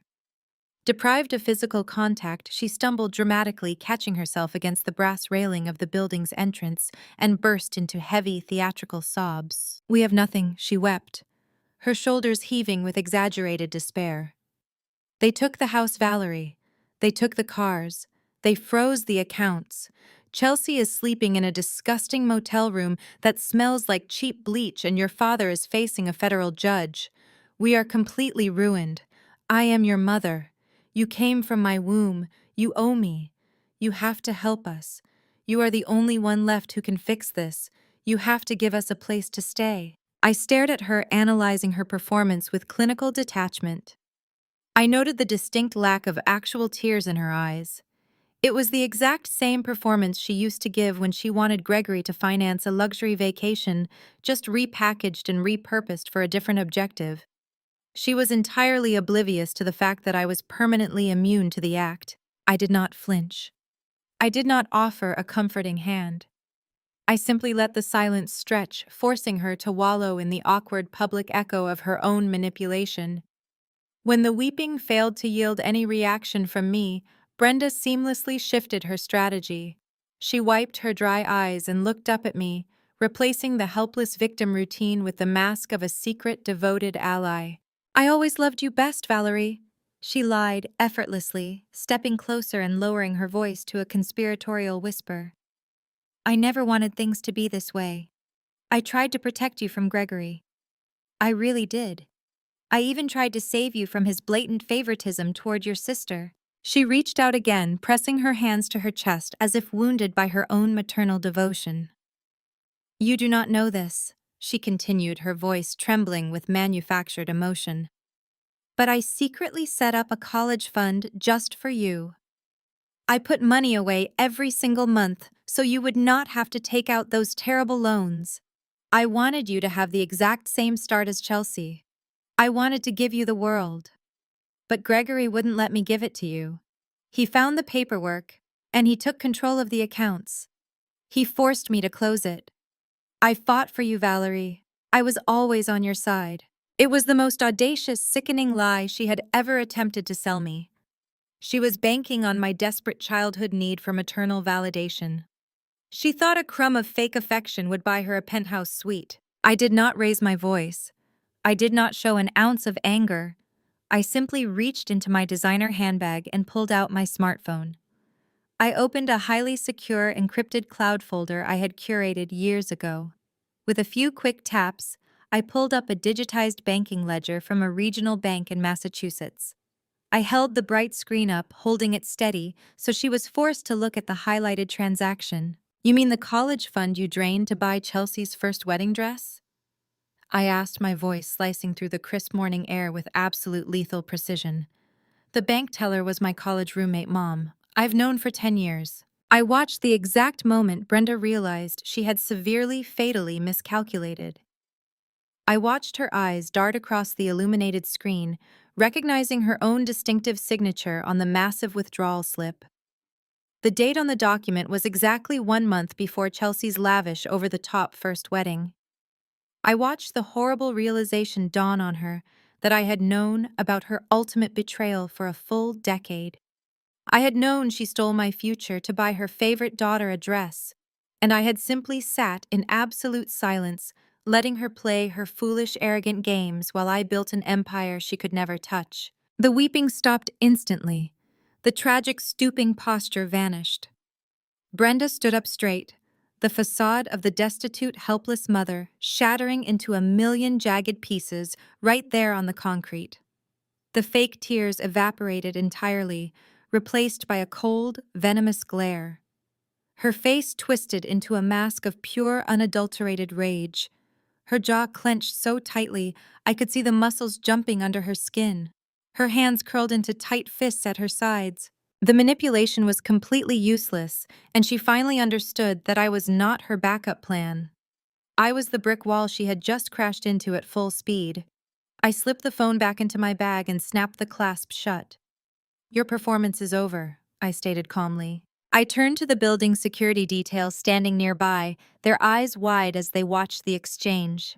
Escort this woman off the property, I instructed smoothly. If she returns, have her immediately arrested for harassment and trespassing. I did not turn around to watch them physically remove her from the plaza. I did not listen to the vile curses she began screaming as the guards grabbed her arms.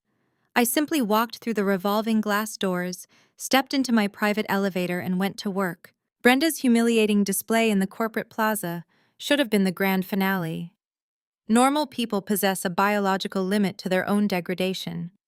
They recognize when a bridge is burned and possess the basic self-awareness to walk away. Narcissists do not operate under those parameters. When brute force and public guilt trips fail, they invariably pivot to the most insidious tactic in their arsenal. They deploy the fake apology. 3 days later, my private inbox chimed with a highly unusual email. There were no demands. There were no capital letters or exclamation points.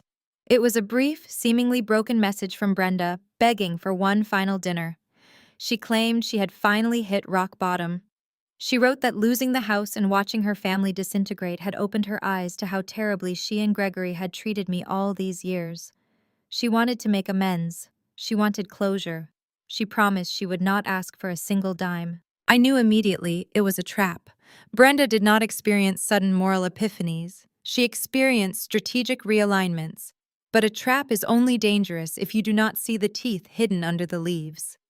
I replied with a time and the address of a highly exclusive, impossibly quiet Michelin-starred restaurant in Midtown. I chose it specifically because the environment was hushed and strictly managed. If she attempted her usual screaming theatrics, the elite waitstaff would have her forcibly removed before she could finish a sentence. I arrived early, securing a secluded corner booth heavily draped in shadows. Brenda walked in exactly on time. She had abandoned the wrinkled, destitute costume from the plaza and reverted to her country club uniform, though the edges were visibly frayed. Her posture was stooped. She looked exhausted, her smile tight and trembling as she slid into the leather booth across from me. She carried an oversized, stiff leather handbag. Instead of placing it on the floor or the empty seat beside her, she immediately hoisted it directly onto the table between us.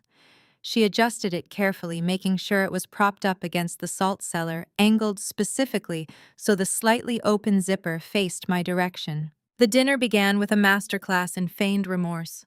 Brenda ordered a glass of expensive Pinot Noir, tears welling in her eyes as she looked at me across the pristine white tablecloth. She apologized for the driveway incident. She apologized for Chelsea's relentless entitlement. She even managed to squeeze out an apology for Gregory's sprawling financial crimes, claiming she had been a blind, foolish wife who had trusted the wrong man. She played the tragic, reformed matriarch, beautifully speaking in soft, hushed tones, wiping her eyes with a linen napkin. I ate my sea bass in absolute silence, my expression completely blank. I watched her perform, waiting for the inevitable pivot. It happened right before the dessert course was served. Brenda leaned forward, her voice dropping to a conspiratorial, intimate whisper. She clasped her hands together tightly, looking at me with wide, deeply understanding eyes. "Valerie, I know why you did it," she murmured gently, injecting her tone with manufactured maternal warmth.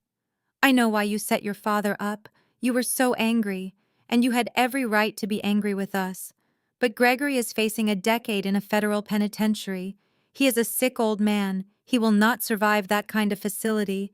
Don't you feel a little guilty for stealing your dad's algorithm code and framing him for those transfers? You can tell me. It's just us here. I am your mother. I will keep your secret." The sheer staggering absurdity of the accusation was almost breathtaking. Gregory was a suburban wealth manager who couldn't write a line of computer code if his life depended on it, but Brenda was desperately throwing corporate buzzwords at the wall. She was hoping to capture audio of me agreeing to any form of espionage or sabotage. She wanted a recorded confession to hand to Gregory's federal defense lawyers. It was a manufactured get-out-of-jail-free card designed to shift the blame from his embezzlement to my alleged corporate framing. I smiled. It was a genuine, terrifying smile that caused Brenda's breath to catch in her throat. I did not answer her ridiculous question. Instead, I calmly reached across the table. Before Brenda could even flinch, I plunged my hand straight into the unzipped opening of her leather purse. My fingers immediately closed around a cold rectangular metal device. I pulled it out and set it flat on the table right next to her wine glass. It was a high-grade digital voice recorder. The red light on the top was blinking steadily, silently, capturing every word spoken in our booth. Brenda's face drained of all color. Her mouth opened, but only a strangled, pathetic gasp emerged. She stared at the blinking red light as if I had just pulled a live grenade out of her bag. Trying to record a fake confession to save Dad from prison, I asked, my voice cutting through the quiet hum of the restaurant with lethal precision.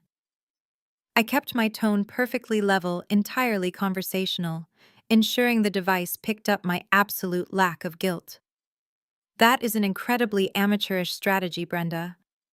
Did Gregory's bargain basement defense attorney suggest this, or did you cook up this federal wiretapping violation all by yourself?" Brenda lunged forward, desperately clawing at the table to grab the recorder. I smoothly slid it out of her reach with one hand. With my other hand, I picked up my own smartphone, which had been resting face down next to my water glass the entire evening. I flipped the screen over. The built-in recording application was running the digital sound waves, tracking my steady voice and her panicked, ragged breathing. I had turned it on the moment I sat down in the booth. "Let's add this to the extortion file," I stated, cleanly tapping the screen of my phone to save the audio file directly to my secure corporate cloud.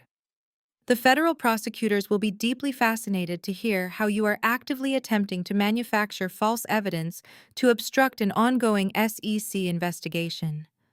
Witness tampering and evidence fabrication carry their own mandatory minimum sentences." Brenda dropped the crying act instantly. The terrified, remorseful mother vanished, replaced entirely by a cornered, feral animal. Her face twisted into a mask of pure, unadulterated rage. She realized in a fraction of a second that her manipulation was not just useless, It was a liability that was going to get her indicted alongside her husband. She scrambled out of the leather booth so fast her knees slammed into the heavy oak table, rattling the silverware and nearly spilling her wine. She did not say a single word. She snatched her purse, leaving the digital recorder sitting next to my plate, and practically ran toward the exit. She shoved past the maitre d', fleeing the high-end restaurant in utter disgrace, leaving me to order an espresso and enjoy the remainder of my evening in absolute peace. I enjoyed the remainder of my evening in absolute peace. The espresso was dark rich and completely undisturbed. Brenda's abandoned voice recorder sat on the table like a monument to her stupidity until I handed it to the waiter to throw in the trash.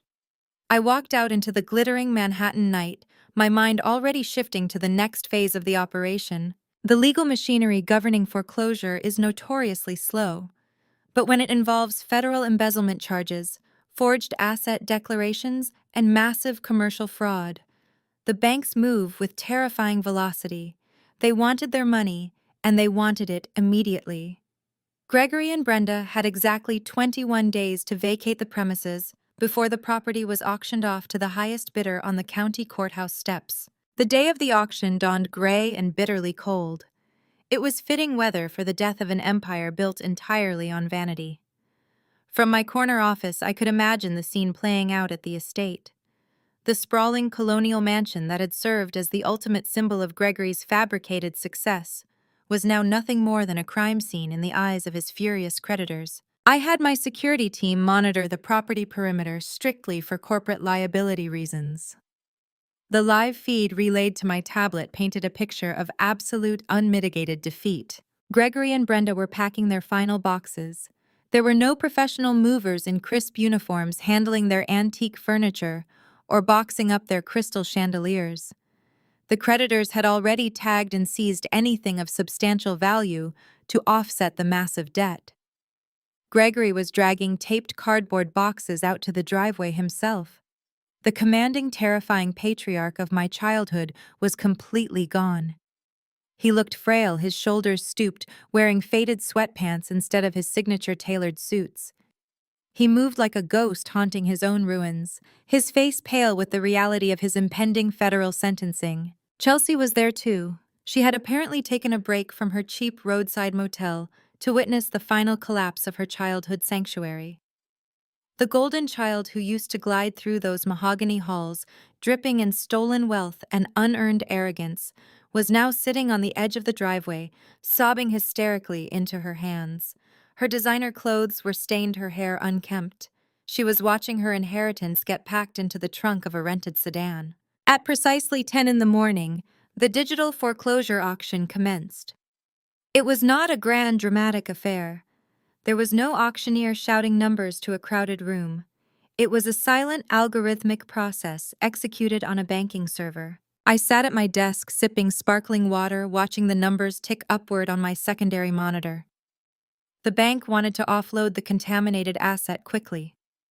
They opened the bidding at a fraction of the property's market value, eager to erase Gregory's name from their ledgers and close the disastrous file. A few local real estate flippers placed tentative bids hoping to score a massive discount on a luxury home. They were immediately aggressively outbid. The counterbids were instantaneous and overwhelming, designed to completely discourage any competition. Within 14 minutes, the auction was officially closed. The property was sold. Miles away, standing in the driveway of the house she no longer owned, Brenda received the automated notification from the bank. The email contained the final sale price and the name of the purchasing entity. It also contained a standard legal notice regarding the new owner's intent to file for immediate demolition permits. The grand historic estate was going to be leveled. My personal cell phone buzzed on my desk. It was a text message from Brenda. Even after the restaurant incident, even after I had threatened her with federal wiretapping charges, her bottomless narcissism allowed her to believe she could still extract a favor from me. Her sense of entitlement was a terminal disease that no amount of reality could cure. The message arrived in a frantic block of text. Valerie, you have to answer me right now. The bank just sold the house. They sold it for pennies. Some faceless corporate holding company called Vanguard Enterprises just bought it, and the bank says they are filing permits to bulldoze the entire property. They are going to tear down our home to build a commercial complex. Can you believe this? This is illegal. They cannot just erase our family history. You have lawyers at Apex. You have power. You have to help us sue them to stop the demolition. We can file an injunction. Please. Valerie, do this one thing for your family. We have nothing left. I read the message twice, marveling at the sheer blinding audacity. She was standing in the rubble of a life funded by theft, begging the daughter she had emotionally abused for decades to provide pro bono corporate litigation against a real estate developer. She still thought I was a resource to be tapped. I did not reply immediately. I let the silence stretch for 5 long minutes, letting her panic simmer in that cold driveway. I turned my attention back to the massive mahogany desk in front of me. Spread across the polished wood were the newly finalized architectural blueprints for Vanguard Enterprises. They detailed a state-of-the-art, eco-friendly corporate retreat center. It was a multi-million-dollar development project that would serve as the premier East Coast hub for Apex Global's executive training programs. The blueprints were magnificent. Right where Gregory's imposing dining room used to be, there was a schematic for a glass-walled meditation atrium. Right over Chelsea's luxurious childhood bedroom, the plans called for a paved employee parking structure. The ground where they had constantly mocked my ambitions would soon be covered in fresh asphalt. I picked up my phone, my fingers flying across the digital keyboard with calm, deliberate precision. I did not write a paragraph. I did not express anger or triumph. I simply stated the cold, undeniable facts of her new reality. I know. I am the CEO of Vanguard Enterprises. Tell Gregory to ensure the driveway is entirely clear of his boxes before my demolition crews arrive on Monday morning. I pressed send. I glanced at the live security feed on my tablet. The high-definition camera captured the exact moment the message was delivered. Brenda was standing near the curb, clutching her phone with both hands, waiting for her savior to respond. I watched her look down at the screen. I watched her entire body go completely rigid. The color drained from her face, leaving her looking like a wax mannequin. Her mouth opened in a silent, horrific scream of absolute realization. The ultimate truth finally crashed through her thick armor of delusion. There was no legal loophole. There was no miscommunication. There was no escape. The scapegoat daughter she had spent 30 years grinding into the dirt literally owned the ground she was currently standing on. Her hands went completely limp. The smartphone slipped from her grasp, plummeting downward and shattering against the hard, cold asphalt of my driveway. Monday morning arrived with the biting chill of inevitable consequences. I pulled up to the curb of the estate at precisely 7:30, stepping out of my sleek black town car. I wore a tailored razor-sharp ivory suit that stood in stark contrast to the dreary gray sky. Behind my vehicle, a convoy of heavy yellow machinery rumbled to a halt. The demolition crew had arrived exactly on schedule. I walked up the pavement, my heels clicking rhythmically against the cold stone. Standing on the public sidewalk, huddled together like exiled refugees, were Gregory, Brenda, and Chelsea. They were surrounded by a pathetic barricade of taped cardboard boxes and hastily packed designer luggage. The sprawling colonial mansion loomed behind them for the very last time. The massive yellow excavators rolled past us, their heavy diesel engines vibrating through the soles of my shoes. They crawled up the driveway, positioning their hydraulic steel claws directly in front of the grand double-door entrance. Gregory's face was an ugly mottled purple. He was physically shaking, clutching a box of financial ledgers to his chest. He took a step toward me, his eyes bulging with a mix of terror and absolute unrestrained hatred. "You are a monster," Gregory screamed, his voice cracking violently over the roar of the idling machinery. "You are a cold, calculated monster. You planned this just to humiliate us. You are destroying our home." I did not flinch. I did not step back. I simply looked past him, my gaze sweeping over the massive, pretentious structure that had served as the theater for my childhood misery. I looked at the second-floor window of the small drafty room where they used to lock me away during their extravagant summer parties. I remembered sitting at my small desk plugging my ears to block out the thumping music and the clinking of champagne glasses, forcing myself to study while they entertained their wealthy friends. I remembered coming downstairs the next morning only to be told by Brenda that I was too ugly and too socially useless to ever fit into their world. I remembered every cruel joke, every financial threat, every systematic attempt to break my spirit, so I would remain subservient to their delusions of grandeur. The house was not a home. It was a monument to their vanity built on stolen money and my stolen peace. I turned my attention back to the shivering, broken man on the sidewalk. "I am not a monster," I said loudly, my voice slicing clean through the heavy rumble of the bulldozer engines. "I am an urban developer." I raised my right hand and gave a sharp, deliberate nod to the site foreman standing near the lead excavator. He spoke into his radio. The heavy machinery did not just represent progress, it was the physical manifestation of my ultimate liberation. The lead excavator's hydraulic arm reared back the diesel engine, roaring with a deafening intensity. The massive steel claw swung forward, striking the custom mahogany double doors with terrifying, magnificent force. The impact sent a violent tremor through the ground. The expensive wood splintered into jagged matchsticks, instantly exposing the grand foyer where Brenda used to host her pretentious cocktail hours. Another excavator moved in from the side, its claw tearing into the brick facade of the sunroom.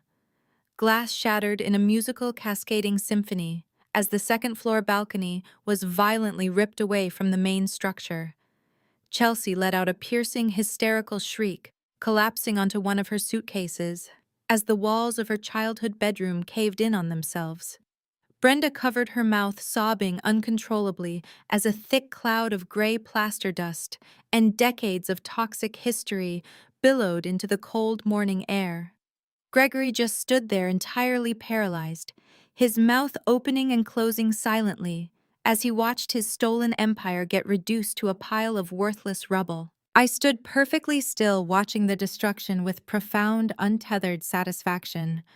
When the initial collapse was complete and the machines paused to reposition and clear the debris, I turned back to the three figures on the sidewalk. "You always love to brag about the exclusivity of this neighborhood," I stated, my voice completely devoid of sympathy. "You love the strict zoning laws that kept the riffraff out, but you failed to pay attention to the municipal planning board meetings over the last 6 months. Vanguard Enterprises applied for a comprehensive rezoning permit for this specific parcel of land. It was officially approved late last week." Gregory stared at me, his eyes wide and vacant, rezoned. "What are you talking about?" I smoothed an invisible crease on my ivory blazer. "I am using a fraction of my personal wealth from Apex Global to redevelop this land," I explained calmly. "I am building a state-of-the-art, subsidized housing complex. But it is not just standard affordable housing. It is a highly specialized residential campus designed exclusively for independent college students, specifically students who have been financially cut off, discarded, or abused by toxic narcissistic families." Chelsea looked up from her suitcase, her tear-streaked face twisting in confusion. "You are building a dorm for poor kids, right here in our neighborhood." "I am building a sanctuary," I corrected her sharply, my voice echoing with absolute authority. "I am building a foundation for brilliant young people who were told they were useless, ugly, and burdensome. I am giving them the exact security, financial backing, and structural support you spent my entire life trying to deny me. They will live here entirely rent-free while they earn their degrees and build empires of their own. Every single student who lives on this property will be given the resources to succeed precisely because the toxicity has been permanently eradicated from the soil. The architecture will feature open study halls, community gardens, and collaborative workspaces. It will be everything this house never was." Brenda was physically shaking her hands, grasping desperately at her own matted hair in sheer disbelief. "You did all of this just to spite us," she wept, her voice cracking. "You tore down our beautiful historic home to build a neighborhood charity project just to punish your own family." "I did not tear down your home, Brenda," I replied, stepping closer to the curb so she could see the absolute finality in my eyes. You lost your home because you and Gregory are criminals who funded a fantasy life with stolen money. I simply bought the wreckage and decided to plant something beautiful in the dirt. I checked my designer watch, signaling that my allotted time for this interaction had officially expired. The demolition will be completed by tomorrow afternoon, I announced, turning to walk back toward my waiting town car. I strongly suggest you gather your boxes and vacate the public sidewalk. The city sanitation trucks are scheduled to sweep the street in 20 minutes, and they will throw away anything left on the curb. I slid into the plush leather seat of my vehicle, the door shutting solidly behind me. Through the tinted glass, I watched Gregory, Brenda, and Chelsea frantically scrambling to drag their pathetic cardboard boxes away from the approaching street sweeper. Behind them, the bulldozer engines roared back to life, tearing through the remaining pillars of their fabricated reality. The slate was completely wiped clean. Thick clouds of pulverized drywall and splintered mahogany continued to roll across the manicured lawn, drifting over the wrought iron gates and settling like a layer of gray snow onto the pristine public sidewalk. The dust coated the pathetic stack of taped cardboard boxes. It settled into the expensive fabric of Brenda's designer trench coat and layered itself across the scuffed leather of Chelsea's monogrammed luggage. The air tasted of crushed brick, and decades of buried secrets finally exposed to the harsh winter light. For a long moment, the only sounds were the low rhythmic idling of the massive diesel engines and the structural groans of the dying colonial mansion. Then, amidst the choking dust of their ruined home, Chelsea finally broke. It was not a gradual descent into despair. It was a violent, explosive shattering of a fragile ego that had never once been tested by reality. Her lifelong delusion of inherent superiority collided head-on with the undeniable fact of her absolute ruin, and the resulting shockwaves short-circuited her mind entirely. Chelsea stopped crying. She stood up from her suitcase, her hands clenched into fists at her sides. Her mascara was smeared down her cheeks in dark, jagged rivers, and her eyes were wide with a manic, unhinged fury. She stared at my tailored ivory suit, my pristine town car, and the fleet of heavy machinery operating under my direct command. "It is not fair," Chelsea shrieked, her voice tearing through the cold morning air, raw and guttural. She took a frantic step toward me, her face twisting into a mask of pure, ugly entitlement. All the years of passive-aggressive smirks and whispered insults had boiled over into feral desperation. "You do not deserve any of this!" she screamed, spittle flying from her lips as she pointed a trembling finger at my chest. I was the smart one. I was the pretty one. I was the one who was supposed to have the empire. That is my money. That is my success. You stole my life. You are a disgusting, bitter loser who got lucky. Give it back to me. Give it back right now." With a primal ear-piercing screech, Chelsea lunged at me.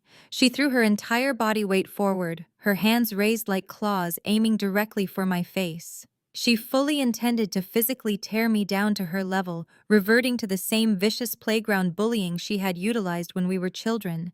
She wanted to draw blood desperately, hoping that inflicting physical pain would somehow reverse the utter devastation of her reality. I did not flinch. I did not step back. I did not even blink.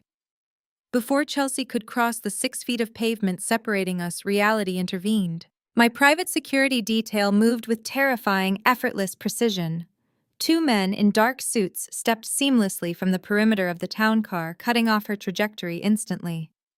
The lead guard caught Chelsea by her shoulders, absorbing her frantic momentum as if she weighed absolutely nothing.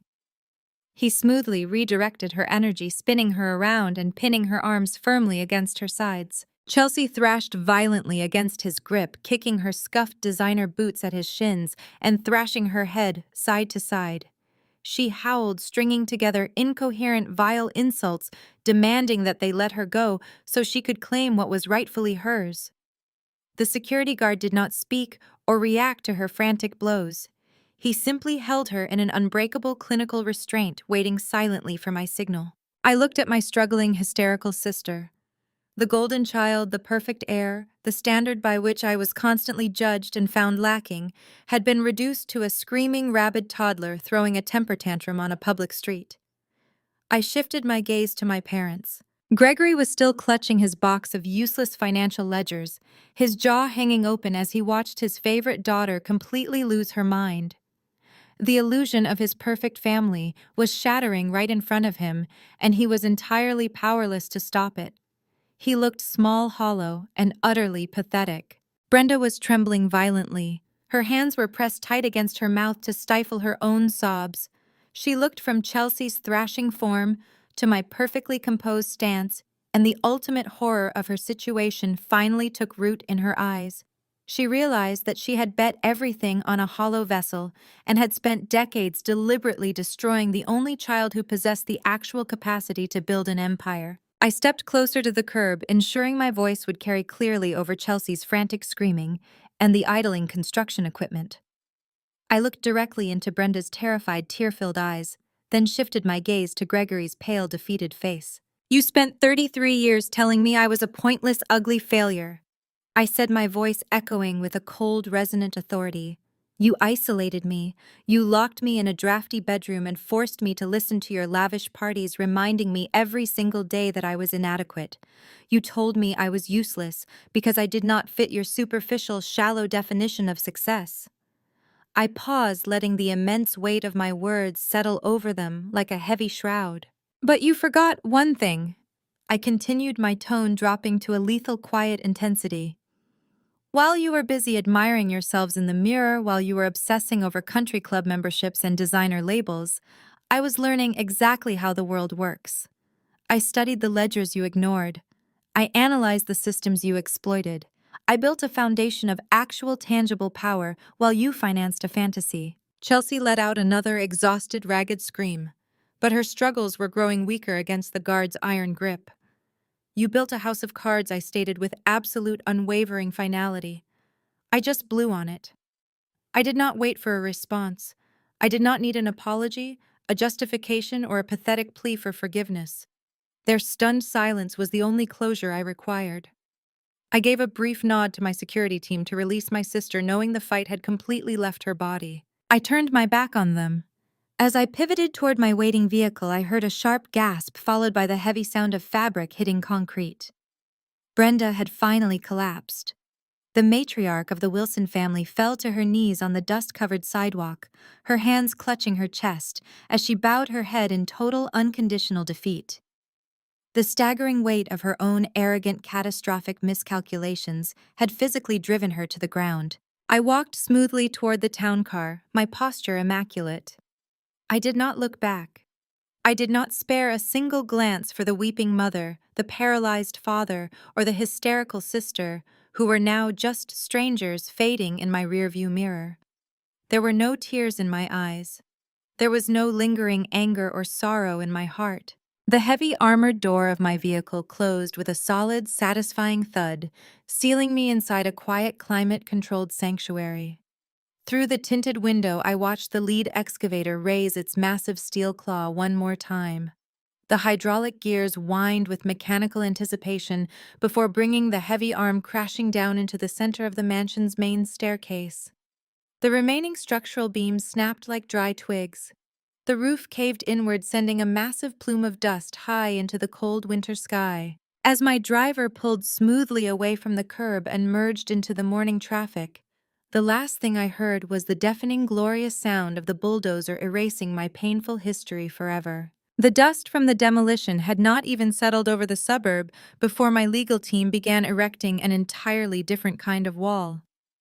The physical destruction of the house was merely the symbolic end of the Wilson family.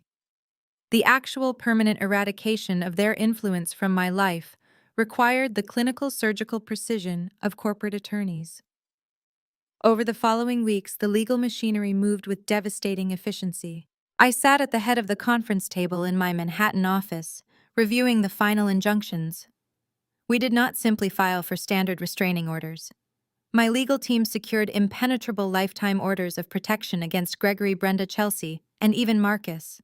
The terms were suffocatingly strict. They were legally barred from coming within 500 yards of my person, my residence, any Apex Global property, or any subsidiary holding company under my control. Any attempt to contact me via phone, email, third-party proxy, or even social media would trigger an immediate mandatory arrest. The digital and physical boundaries were absolute.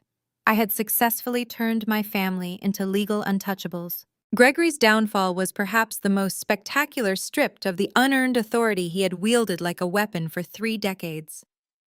Facing a mountain of irrefutable digital evidence and the terrifying reality of a decade in a federal penitentiary, his arrogance completely evaporated. He took a plea deal. It was a humiliating, groveling surrender.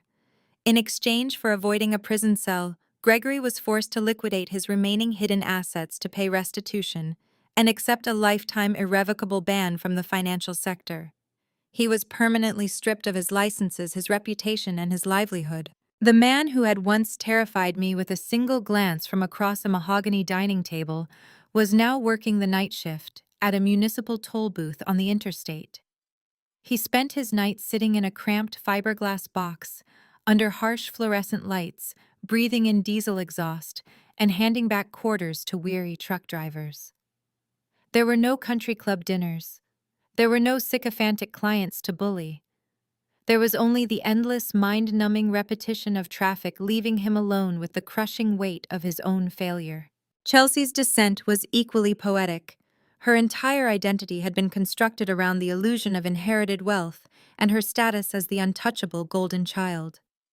When the Wilson name transitioned from a country club asset to a toxic liability, her husband reacted with the exact self-serving ruthlessness they had taught him. Marcus filed for divorce the moment the federal indictments went public. He served Chelsea with a mountain of aggressive lawsuits, systematically protecting his own remaining assets and leaving her to drown in the legal crossfire. Without Gregory's stolen money to fund her lifestyle, Chelsea discovered the harsh reality of her own incompetence. She possessed no actual skills, no work ethic, and an attitude of profound entitlement that made her entirely unemployable. Even the luxury boutiques where she used to drop thousands of dollars a week refused to hire her as a sales associate. With nowhere else to go, the golden child was forced to move into a cramped, depressing studio apartment with Brenda. It was located in a grim, aging building on the outskirts of the city, complete with peeling linoleum floors and a persistent smell of cheap cooking oil. The poetic justice of their living arrangement was flawless. The two women who had spent my entire life colluding against me were now trapped in a tiny, suffocating box together. Deprived of their audience, their wealth, and their primary scapegoat, their shared narcissism turned inward.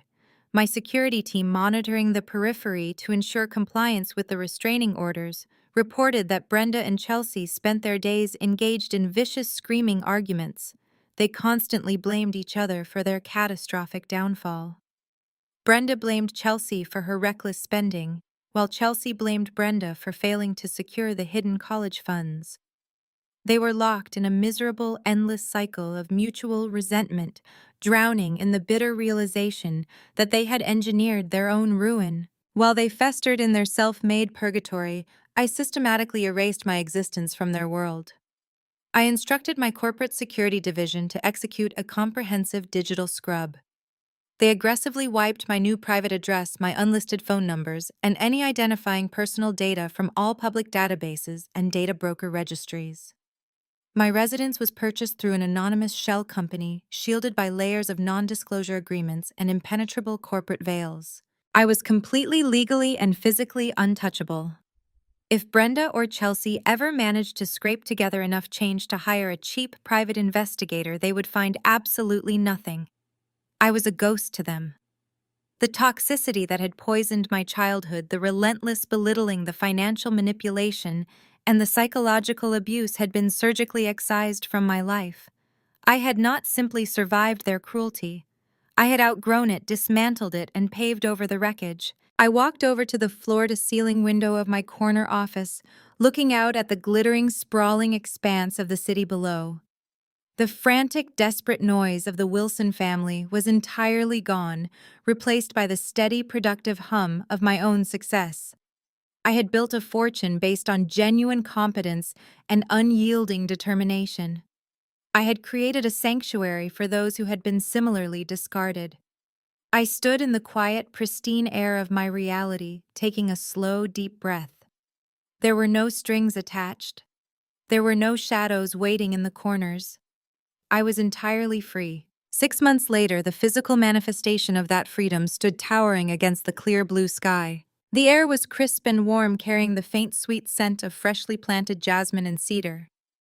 Where the oppressive, suffocating walls of the Wilson family mansion once cast long, dark shadows, a stunning marvel of modern architecture now captured the sunlight.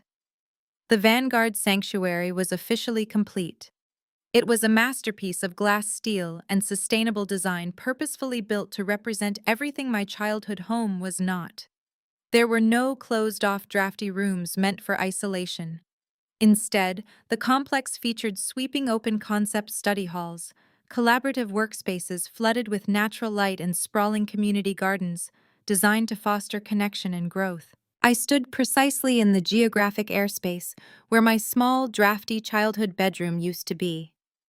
The space that once held my silent misery was now a state-of-the-art technology lab, humming with the sound of servers and focused collaboration. It was a complete architectural and emotional overwrite. I walked through the bustling central atrium, the pristine marble floors clicking beneath my heels. Today was the official ribbon-cutting ceremony, and the energy in the building was electric. I was entirely surrounded by the first cohort of residents, 50 brilliant, driven, and ambitious young women who had been selected for the sanctuary program. They were engineering majors, aspiring architects, and future entrepreneurs. They were also survivors. Like me, they had walked away from toxic environments, narcissistic families, and financial abuse. I watched a group of them gathered around a drafting table in the communal library, laughing freely as they debated a design project. There was no fear in their eyes. There was no shrinking themselves to appease fragile egos. They were receiving the exact kind of comprehensive financial backing, psychological support, and unwavering mentorship that Gregory and Brenda had spent my entire life actively denying me. I was giving them the ultimate luxury I had to fight tooth and nail to secure for myself the absolute safety to reach their maximum potential. A distinguished man in a tailored charcoal suit stepped up beside me, handing me a crystal flute of champagne. It was Victor, the chief executive officer of Apex Global. He had flown in specifically for the inauguration, not as my boss, but as an invested peer. He looked up at the towering glass atrium and then turned to me, a smile of profound respect crinkling the corners of his eyes. "You did not just build a housing complex," Valerie Victor said, his voice carrying a tone of deep admiration. "You engineered an entirely new paradigm. The board is thoroughly impressed not just with your financial returns this quarter, but with your unparalleled vision for human capital. You took a wasteland and turned it into an empire. Cheers to your absolute brilliance." I clinked my glass against his, the crystal ringing with a clear, triumphant note. "Thank you, Victor. But this is merely the foundation. We are just getting started." As Victor stepped away to greet the board of directors, I walked over to the edge of the rooftop terrace. The elevation offered a breathtaking, unobstructed view of the city skyline, the towering skyscrapers glittering like diamonds in the afternoon sun. I set my champagne flute on the glass railing and slid my smartphone from the pocket of my ivory blazer. I tapped the screen, illuminating my notifications. I stared at the pristine digital quiet of my inbox. There were zero frantic voicemails demanding financial bailouts. There were zero passive-aggressive text messages dripping with manipulation. There were zero legal threats, zero fake emergencies, and zero manufactured drama. My corporate security team had executed their mandate flawlessly. My new private address, my unlisted numbers, and my digital footprint remained entirely scrubbed from the public domain. The lifetime restraining orders stood as impenetrable legal fortresses. Gregory, Brenda, Chelsea, and Marcus were completely locked out of my universe. I did not know if Gregory was currently sweating in his toll booth or if Chelsea and Brenda were tearing each other apart in their cramped, miserable studio apartment. For the first time in my entire life, I realized I did not know, and I absolutely did not care. A profound, untethered peace washed over me. The burning, urgent need for vengeance that had fueled my initial takeover had completely evaporated. I had spent years meticulously plotting their downfall, analyzing their weaknesses, and engineering their financial ruin. I had shattered their delusions and leveled their empire to the dirt. But looking out over the thriving sanctuary I had built in its place, I understood the ultimate truth about retribution. The greatest revenge was not simply destroying my abusers. The true victory was flourishing so spectacularly, so undeniably, that they became entirely irrelevant. They were no longer the villains in my story. They were simply redacted footnotes in a history I had already rewritten. They were trapped in the miserable, suffocating reality of their own incompetence while I owned the skyline. The toxicity had been surgically excised, leaving behind nothing but clean, fertile soil for my future. I breathed in the crisp air, turning my gaze away from the horizon and directly toward the camera. You do not owe your abusers anything, especially not your future. Have you ever had to walk away from the people who were supposed to protect you? Let me know in the comments below.